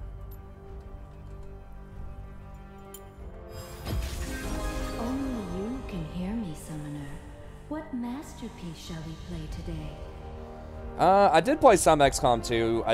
I really like the first, not the like the really old one, but the first remake, the XCOM from like I think it was 2012 or something, with the I forgot what it's called, the mod that everybody got that was really good. Long War, the Long War mod. Then they went off to like try to make their own gaming studio, Long War Studios, and I don't think they've made a game in like 5 years. They said they were gonna like team up and make a game. It's like, dude, just keep modding. Like, there's so much, you can make so much money modding now. If you make a really good mod, you can just ask people to support you on Patreon and they will. I mean, look at Steel Faith.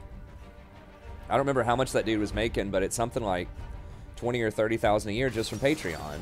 Like, that's so much more secure than trying to create your own gaming studio and build your own game. It's like, you're already well known within the gaming community for XCOM, for Long War.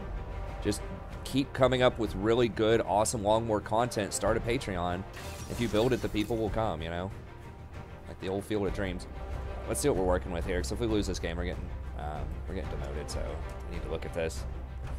We've got Ezreal and Lee on the same team, and Yasuo. Could work, but people better be damn good. Hey, like, go. Work.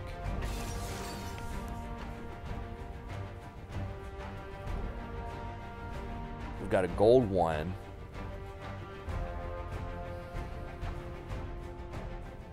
$45% Ezreal. Yeah, I think this is old Dodgerino. Sir Leak is autofill jungle.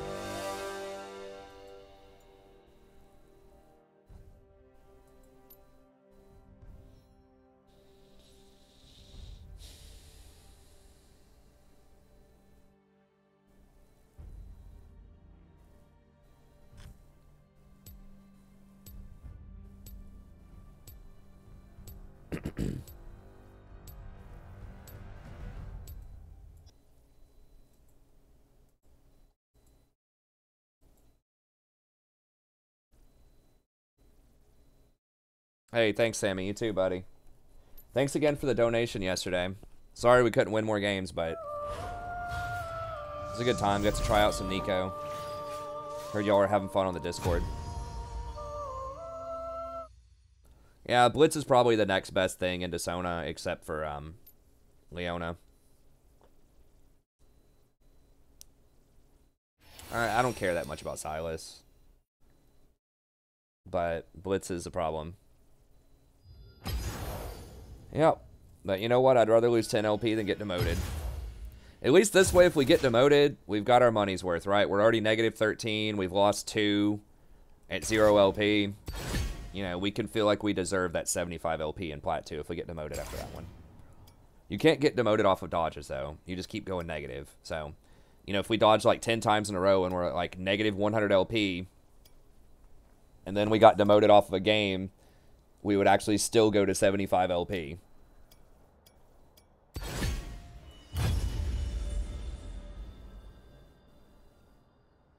I played Morgana earlier on stream. I mean, you run a little bit faster when you ult, but other than that, I don't think it's a huge deal. Okay, let's check out this PvE again. Alright, so Caitlyn is getting extra damage on her R. That's actually a lot of extra damage. 50, like 300 damage early. Especially if they have like enchanters in their lane. Like squishy champs that take a lot of damage from that. It's pretty good. Caitlyn's not like really bad as a champion. It's just a lot of people are bad on her. She's a tempo champ. So it's kind of dangerous to give her buffs, but if you do want to buff her, and they gave her a buff a few patches ago where it's 3,500 range. So we'll see if they, you know, they're nerfing Ezreal. If they nerf Lucian also,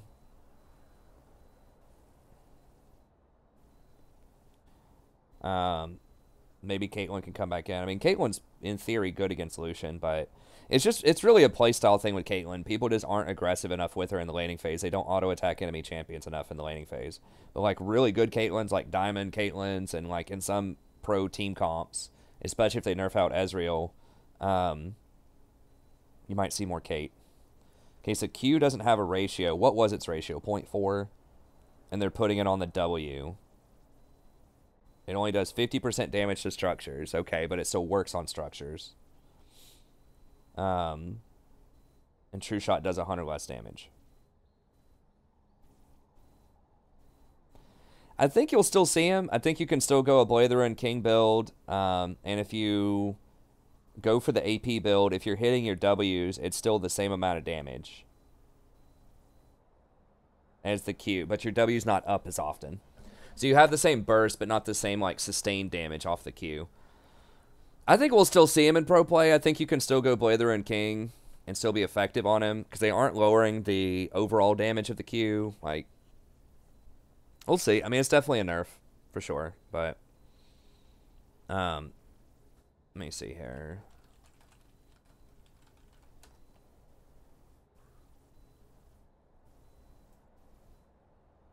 I think he's pick banned every game.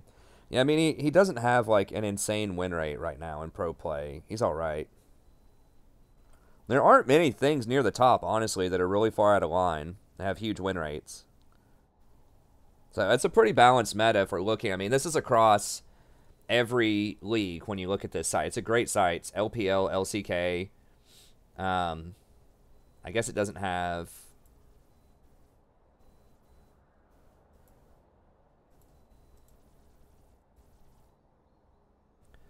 Try all of 9.4. It's just of the week, though. But anyways. Like, there's nothing that has, like, a, 70% win rate that's also being picked a ton. LeBlanc looks like she's on the high side. Lee's on the high side.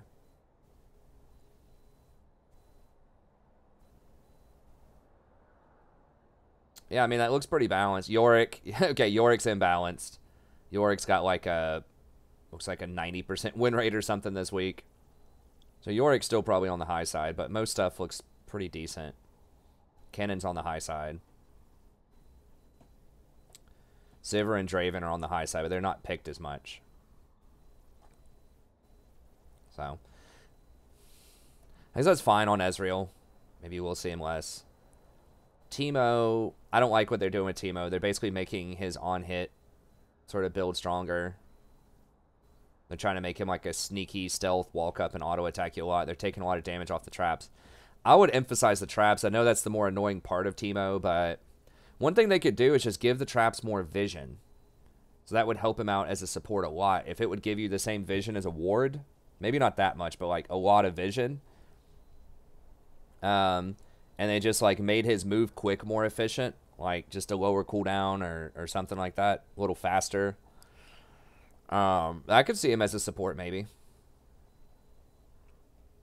That would be a really cool support, like Master of Vision support Teemo. But I would like to see them because the traps are what make him unique. So just have him play around the traps a lot more. Maybe something like if you hit one trap, you're immune to other traps for 5 seconds or something like that. Maybe that would be a way to balance it. I don't know. Okay, they're giving Urgot back a bit more power. You can hit him with multiple legs and do a lot of damage to him, which is nice. Now, Purge no longer shields. It can be free, though, and I think it can go to a 0 cooldown. Yeah, it goes from 12 down to 0, so you can just permanently Purge. On hits only apply 50% instead of 60%, but what about Blather and King? I didn't think it applied on hits at all off of the Purge. Has it always applied on hits?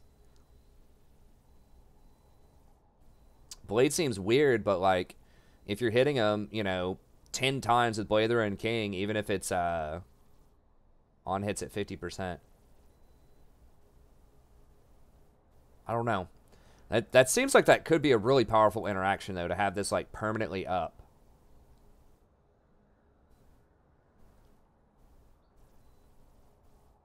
And your E grants you the shield now with 200% bonus AD. Okay, that's interesting. Huge range increase. I think that's an increase too. I think I did the math on that when I saw this last time. I think these are some really big buffs for Urgot.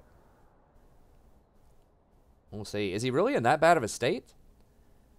I mean, maybe. I mean, I know they nerfed him pretty hard several times. I mean, yeah, 45 is not great. No, they're buffing him a lot. I think this is a massive buff. I mean, it's definitely a buff to the ult. They're just moving the shield over from the W onto the E, which I think makes sense. When you engage, you get a shield.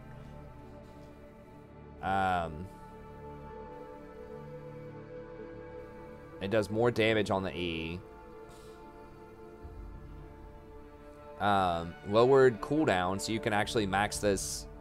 If you max this last, you get a pretty decent thing out of it. I guess the thing was, if you maxed W either first or second, I think you got Q you probably got like at least 3 points of Q in the laning phase, and you maxed W second.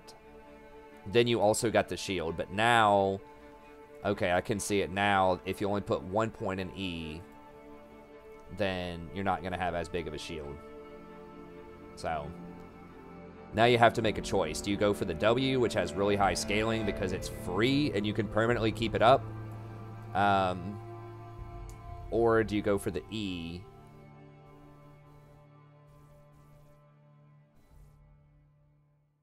I don't know. It's interesting.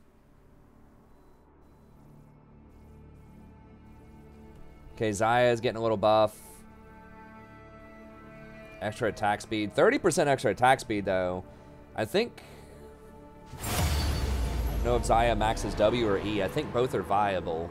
I'd have to run the numbers on them, but if she maxes W first, I'm pretty sure if you have Rakan, you max W first. 30% extra attack speed is pretty significant. I don't think Zaya is terrible right now. I mean, her win rate may not be that good, but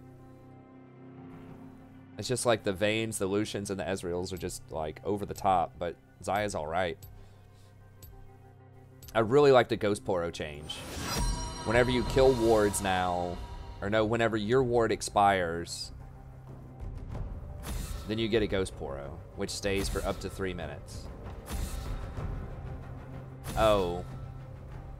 Grants vision for 60 seconds. Oh, what? It was 3 minutes. Damn it. I thought it was good. So 60 seconds is going to be trash. I thought it was 3 minutes. Let's ban Leona. I must not fall. Okay. Man, I was getting excited. I thought that was going to be like the old kind of Ingenious Hunter build with sweepers could, I don't know. I really want that build back. Ruby Sightstone, Ingenious Hunter, Zombie Ward. It's awesome. You get like 100 wards a game. But then they just took a dump on that build. Jax. I guess I'll just do Sona here. They could still pick Blitz or Thresh, but if they don't. What masterpiece shall we play today?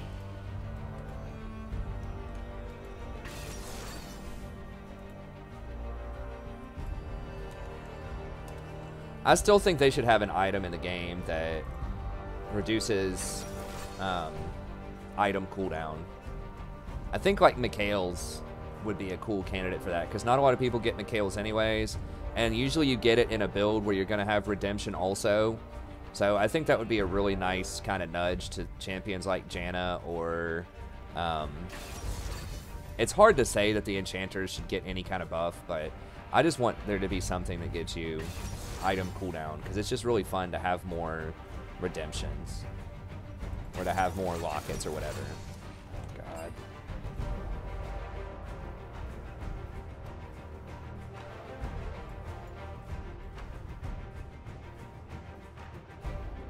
This guy's like first time. Ezreal, Plat 4. This dude, Plat 1. This dude's unranked? What? He was Challenger last season. Okay. I mean, that's not lying, right? Why is he down here, though? Damn, they have such a good team, though. This guy doesn't play Kindred. He's off-rolled. Gospel. Doesn't play Garen. He's off-rolled.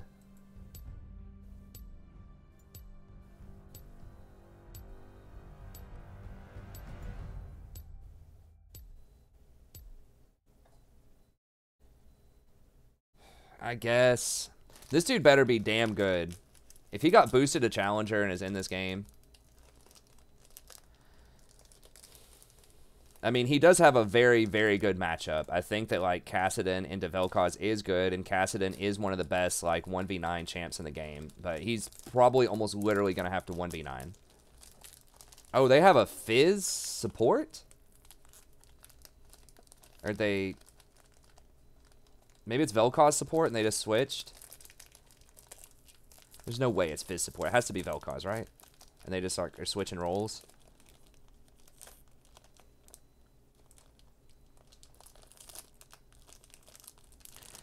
Malzahar's always been, almost always has been better than Anivia.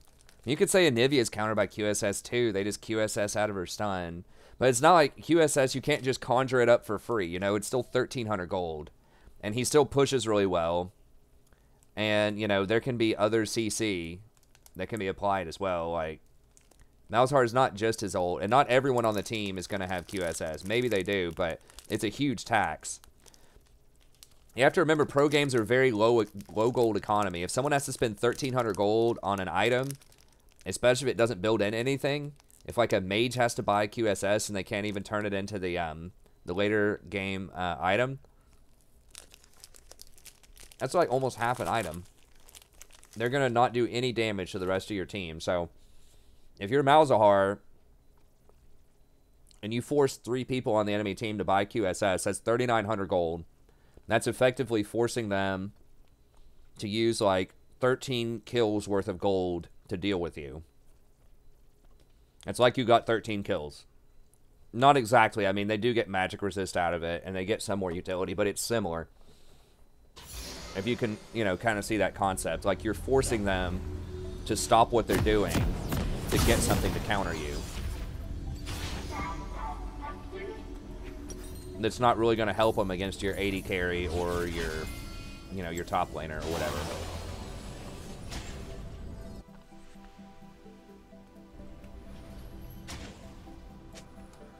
Welcome to Summoner's Rift.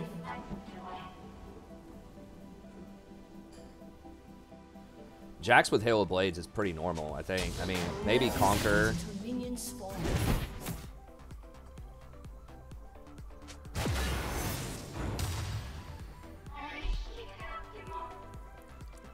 If it's an AD champion you're against, because they can turn the QSS into something, it's not as, you know, it's not as annoying, but that's why Malzahar is, like, picked sometimes. And they're not going to have, you know, QSS. They don't start the game with it, you know? Like, you're still going to be able to probably go from level 6 to 11.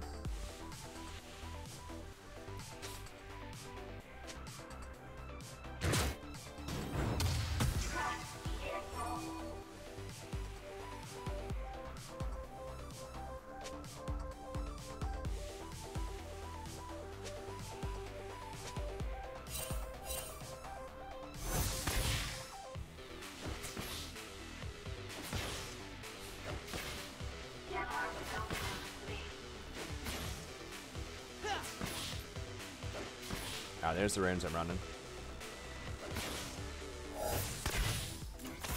Are you still up, dear? What's going on? You what? Honey.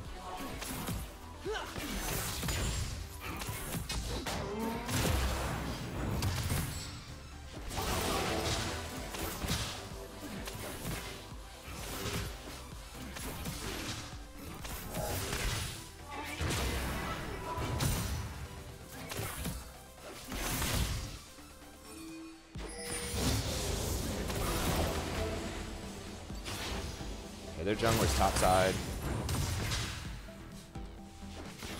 First blood.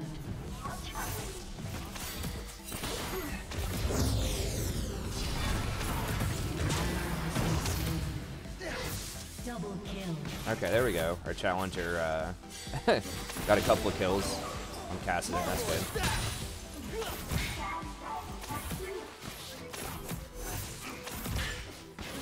That guy's probably a streamer or content creator. I don't know who it is, but usually most challengers are.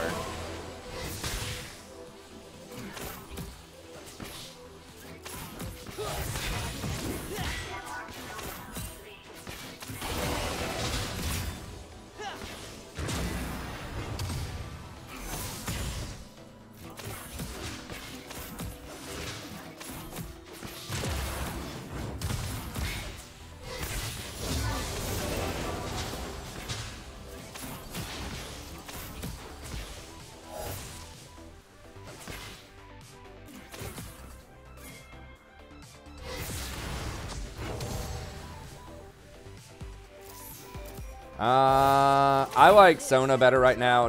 They're both very close. Sona has better scaling. Nami is better in the laning phase.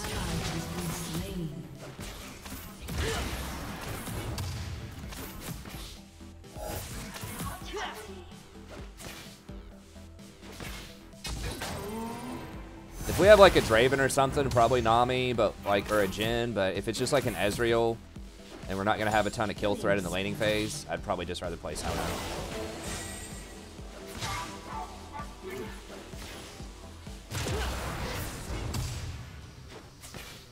You can still cause a lot of pressure as Sona. As you can see, I'm zoning this Vayne out a lot.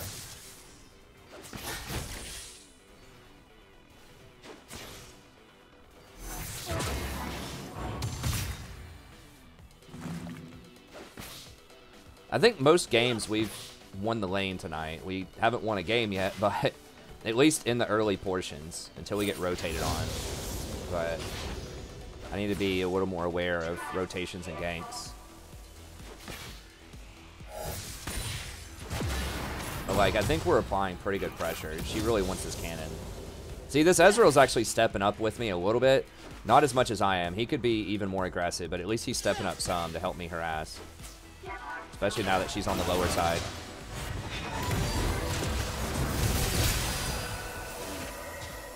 Okay. An enemy has been slain.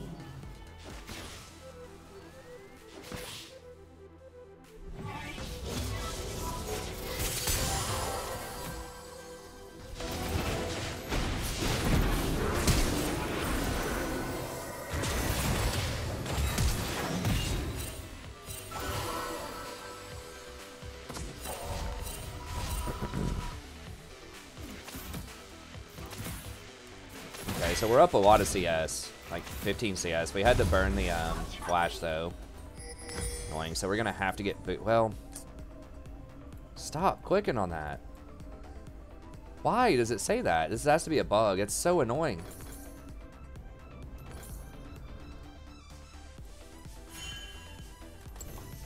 It's like covering up icons.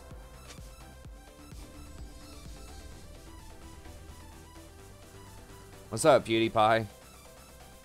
Thanks for gracing our channel with your presence.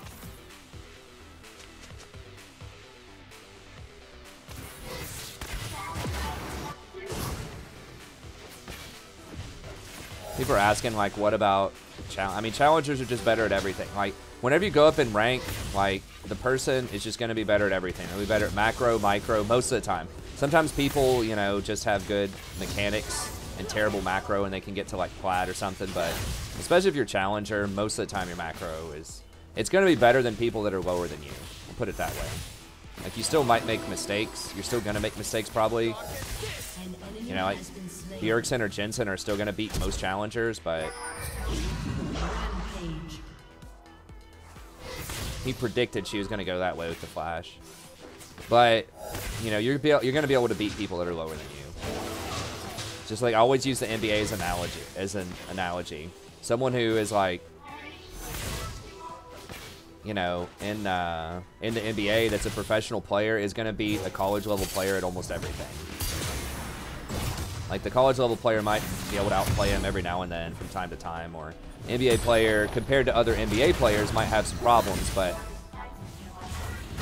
they're still going to destroy most lower level players most of the time. And they're definitely going to destroy, like, high school players. I think high plat, low diamond is probably like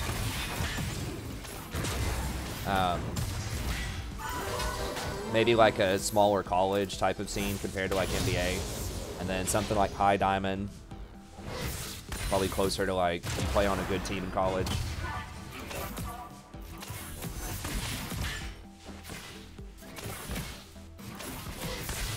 The Jack's pretty far behind. Everyone on our team's actually doing pretty well this game.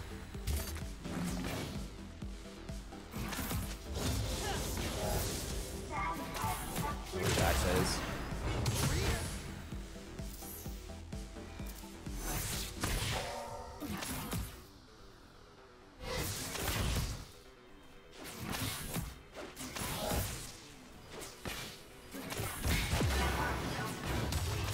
I want to pressure, but I need to wait on my boots or flash.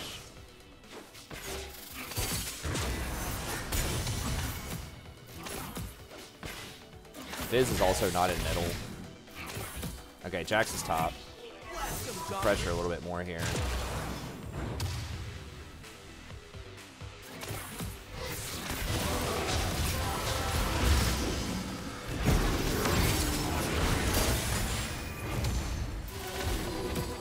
Go, Ezreal, hit it. I think Ezreal could have hard committed to that. Unstoppable. I saw our user tumble.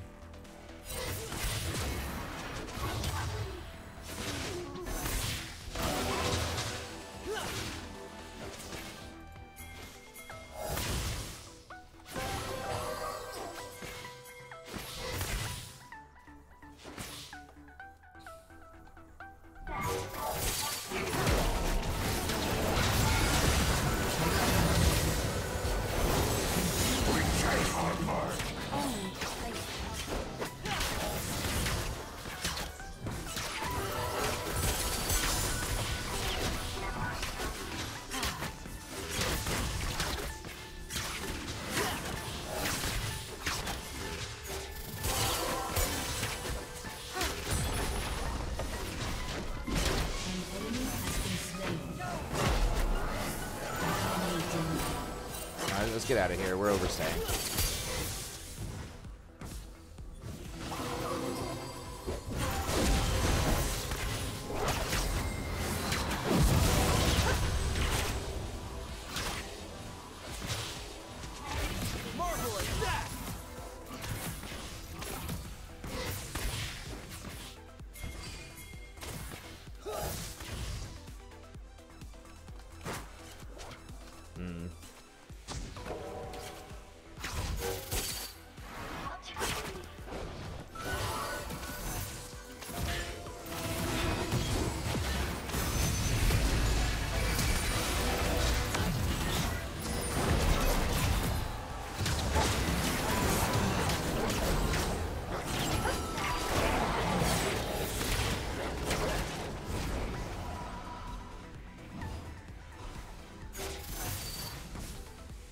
I still have ult, but we probably just need to buy. We're so rich. Guess maybe he wants one more wave. It's probably fine.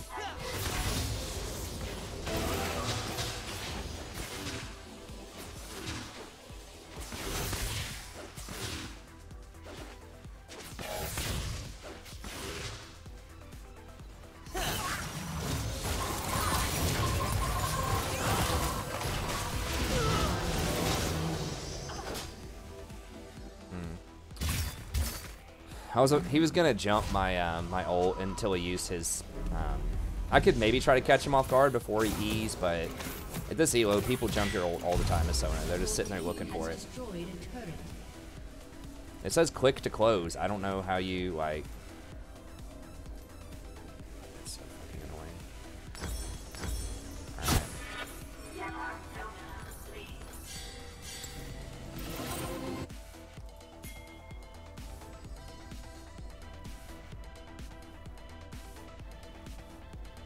Even you could beat Shaq in free throws. Yeah, I mean, you know, there are probably certain silver players that could maybe, like, out macro, like, could make better decisions than some challenger players sometimes, you know, but when you're looking at, like, total package.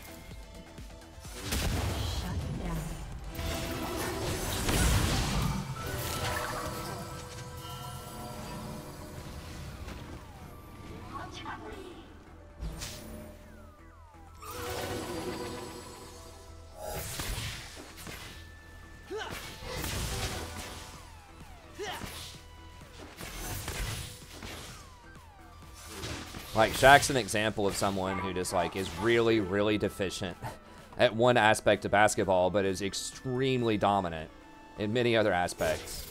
He's extremely good at what he does. He's like the Yasuo one-trick, right? In Challenger. Like, maybe the macro's not the best, but they're so good at destroying you.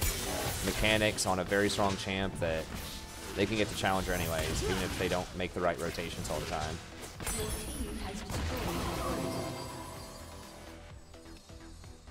An ally has been slain.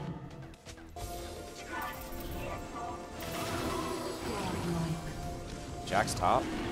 Yeah, let's just go ahead and try this. I don't think it's warded. There's so much pressure elsewhere on the map.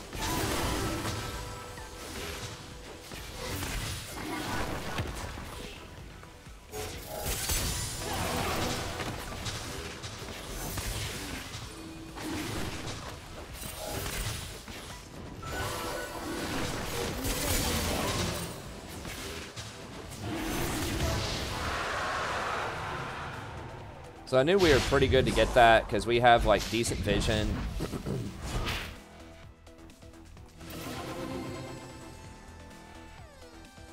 Yeah, he's 8-0 up like 70 CS.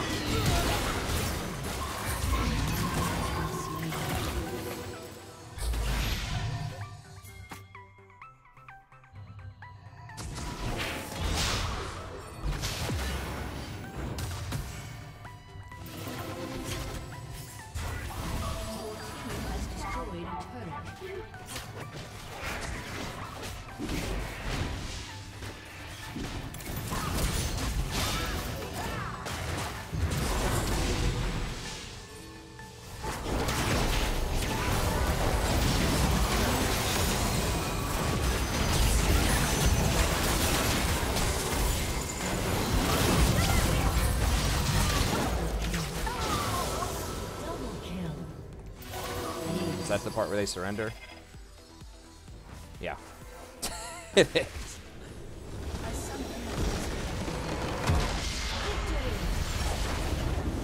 Great league analogy. Huh. Hey, I try. Okay, so everyone, well, Garen got kind of wrecked top lane, but everyone else was doing pretty well. I don't know why this dude's in this game.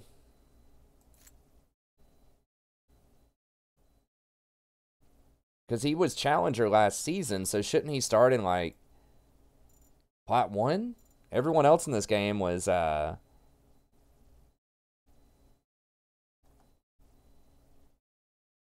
Plat 4, Plat 4, Plat 1.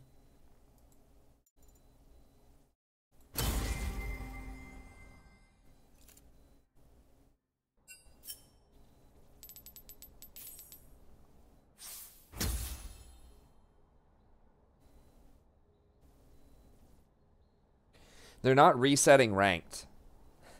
All they're doing is they are combining your current highest rank. That's what everything's going to be. And they make it your current rank. So if I'm Platinum 1, you know, then they're not... Well, I have all chat turned off. So some people might say GG. Well, people are a lot more... people in general are going to be more friendly in ARAMs and normals because there's nothing on the line. We'll play one more game. But they're not resetting it. What they're doing is, like, if you're like me, for example, you're Platinum 1 on one role, support, and then I'm also Platinum 4 in jungle and Platinum 4 in mid lane. Then once this change happens to ranked, my only rank will be Platinum 1, wherever my current LP is. So it's not a full reset. You're just going to whatever your highest rank is. They're doing the reset if you're in Diamond and above, you fall down one rank. And if you're Challenger or Master, you go down to 0 LP. So it's... Yeah, but it's only for the top 0.000, 1% of players. And the reason they're doing that is because everyone was crying that there were all these people that got into Masters and Challenger that didn't deserve it, basically.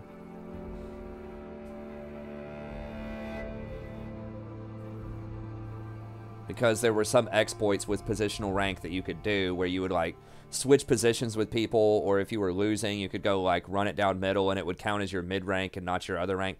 To me, it's really stupid because, yeah, there were exploits, but, like, once you got into Masters, you were all one rank anyways. It gets rid of the positional ranking in Masters and Challenger. So people can't even complain about it. Like, the only thing they were complaining about is, oh, there's these bad people that are in Masters and Challenger. It's like, yeah, but there's always going to be boosting and win trading and all that crap.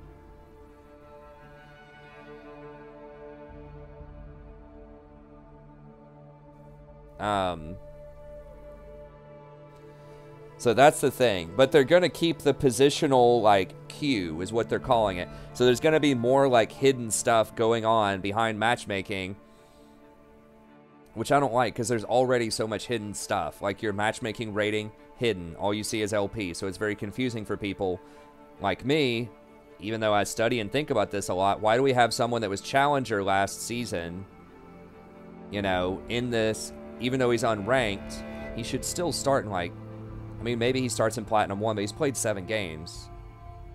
So he should be in at least Diamond, I would think.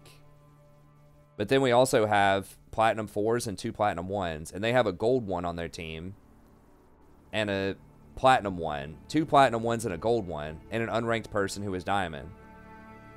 So I don't know. But anyways, like, they're adding in positional MMR. So what that means is, like, if I were to get off-rolled into jungle, for example, it would put me in a game with Platinum 4 people, even though I would be on my Platinum 1 account, because it's only going to be one LP that you see, even though there's multiple MMRs now.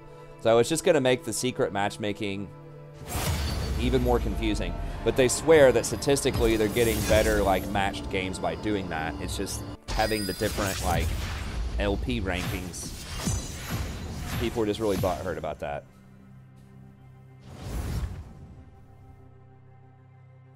Well, I guess people could transfer in from other servers. I don't know how that works. Like, yeah, there are exploits, but I think just, like, punish the exploiters. Like, I don't know what's hard about that.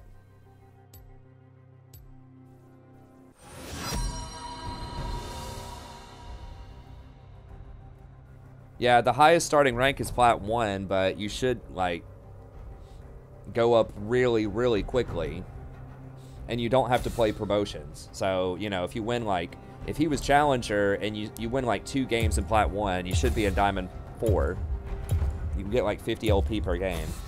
Maybe he lost his first 2 games. I don't know. Whatever. I must not fall. How many years did it take me to get to Platinum 3? But that was back when, I started in Season 1, and there was not nearly as much educational stuff out there about League. There was no, like, official pro circuit until Season 2. Like, the LCS and stuff didn't happen, I don't think, until Season 2. Might have even been Season 3. I think it was Season 2, though.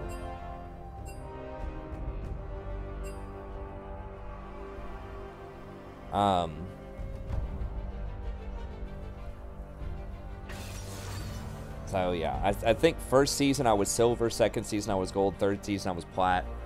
And then I've been Plat most seasons. I usually get to, like, Plat 1. I just never get to that top ranking. Oh, God. Is this the guy again? I'm really worried this might be him. And they have a diamond. I don't know. We'll see. Or a vein, rather.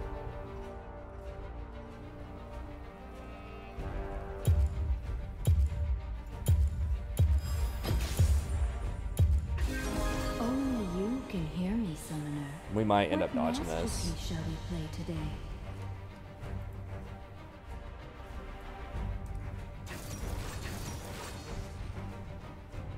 What was his name? Is he? Damn it! I should have copied his name to see if he was in queue right now off of op.gg. I should try to do that more often. What's his name?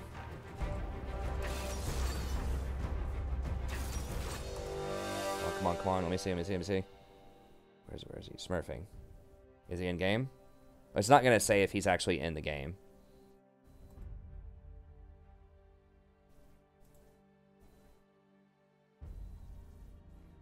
What do we get? Okay, dude doesn't really play Trist. Guy is... I think I'm just going to dodge it. Their team's just too strong, and they have Yorick.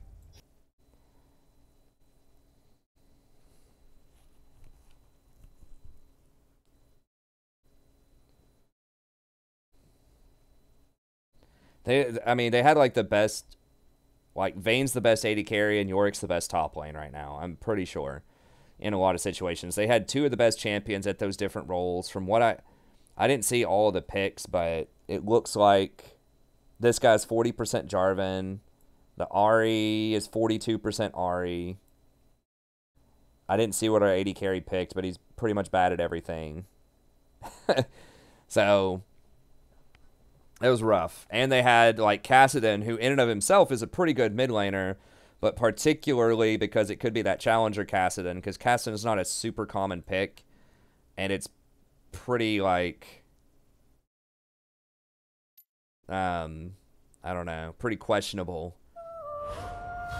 that we get a Kassadin game right after we had that Challenger, who is pretty much one-tricking Kassadin back to Challenger.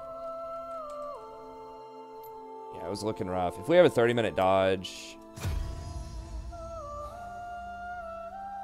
Okay, he's in another game as Zed. I still think it was worth a dodge, because Kassadin's very scary, even if it's not the Challenger, like...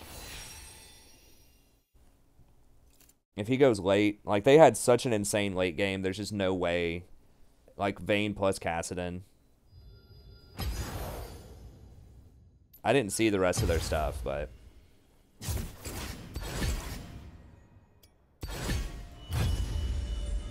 Yeah, 30-minute dodge. I think I'll probably just call it for tonight. We might as well end on a win while we can before we get demoted. Oh, and now the stream's screwing up too. Perfect. Right on time. So, it held it together most of the stream for about 4 hours. Usually I stop around 4 hours anyways, and if I waited for this dodge, it would be around 4:20. And y'all know what happens at 4:20, you know what I mean? I'm just kidding, but... Seriously, 30-minute dodge. I'd have to go on the PBE, and usually I stop around 4 hours anyways. So we might as well stop, like I said, end on a pretty good game there. But anyways, thank y'all very much for tuning in. Be sure to check out the rest of the content on the channel. I just released a support tier list today. I released an 80 carry tier list a couple of days ago. I have a patch list, or a patch notes tier list, and then I'll also have some more guides coming out this weekend. Then we'll be back tomorrow. We'll do some viewers night. And then yeah, we'll keep going. I'm gonna try as much as I can to just keep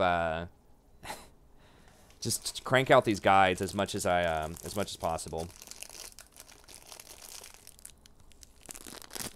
Oh yeah, that's why it's 3 a.m. I was like wondering. I was like, why is it 3? I started at like 10 o'clock and I've been playing for 4 hours. Where's the math here? But yeah, it's because the time changed. Good call, Sean. Everybody set your clocks. I remember that always, or there was a couple of times that would screw me up at the restaurant when I had to be there, you know, Sunday at like 11 a.m. for lunch. They would usually tell us the day before, hey, set all of your stuff. But if you didn't work Saturday, then that could get weird. Anyways, that's going to be it. Thank you all very much. Be sure to like and subscribe if you enjoy the content. Check out the rest of the stuff on the channel. And I'll see you next time. Have a great night.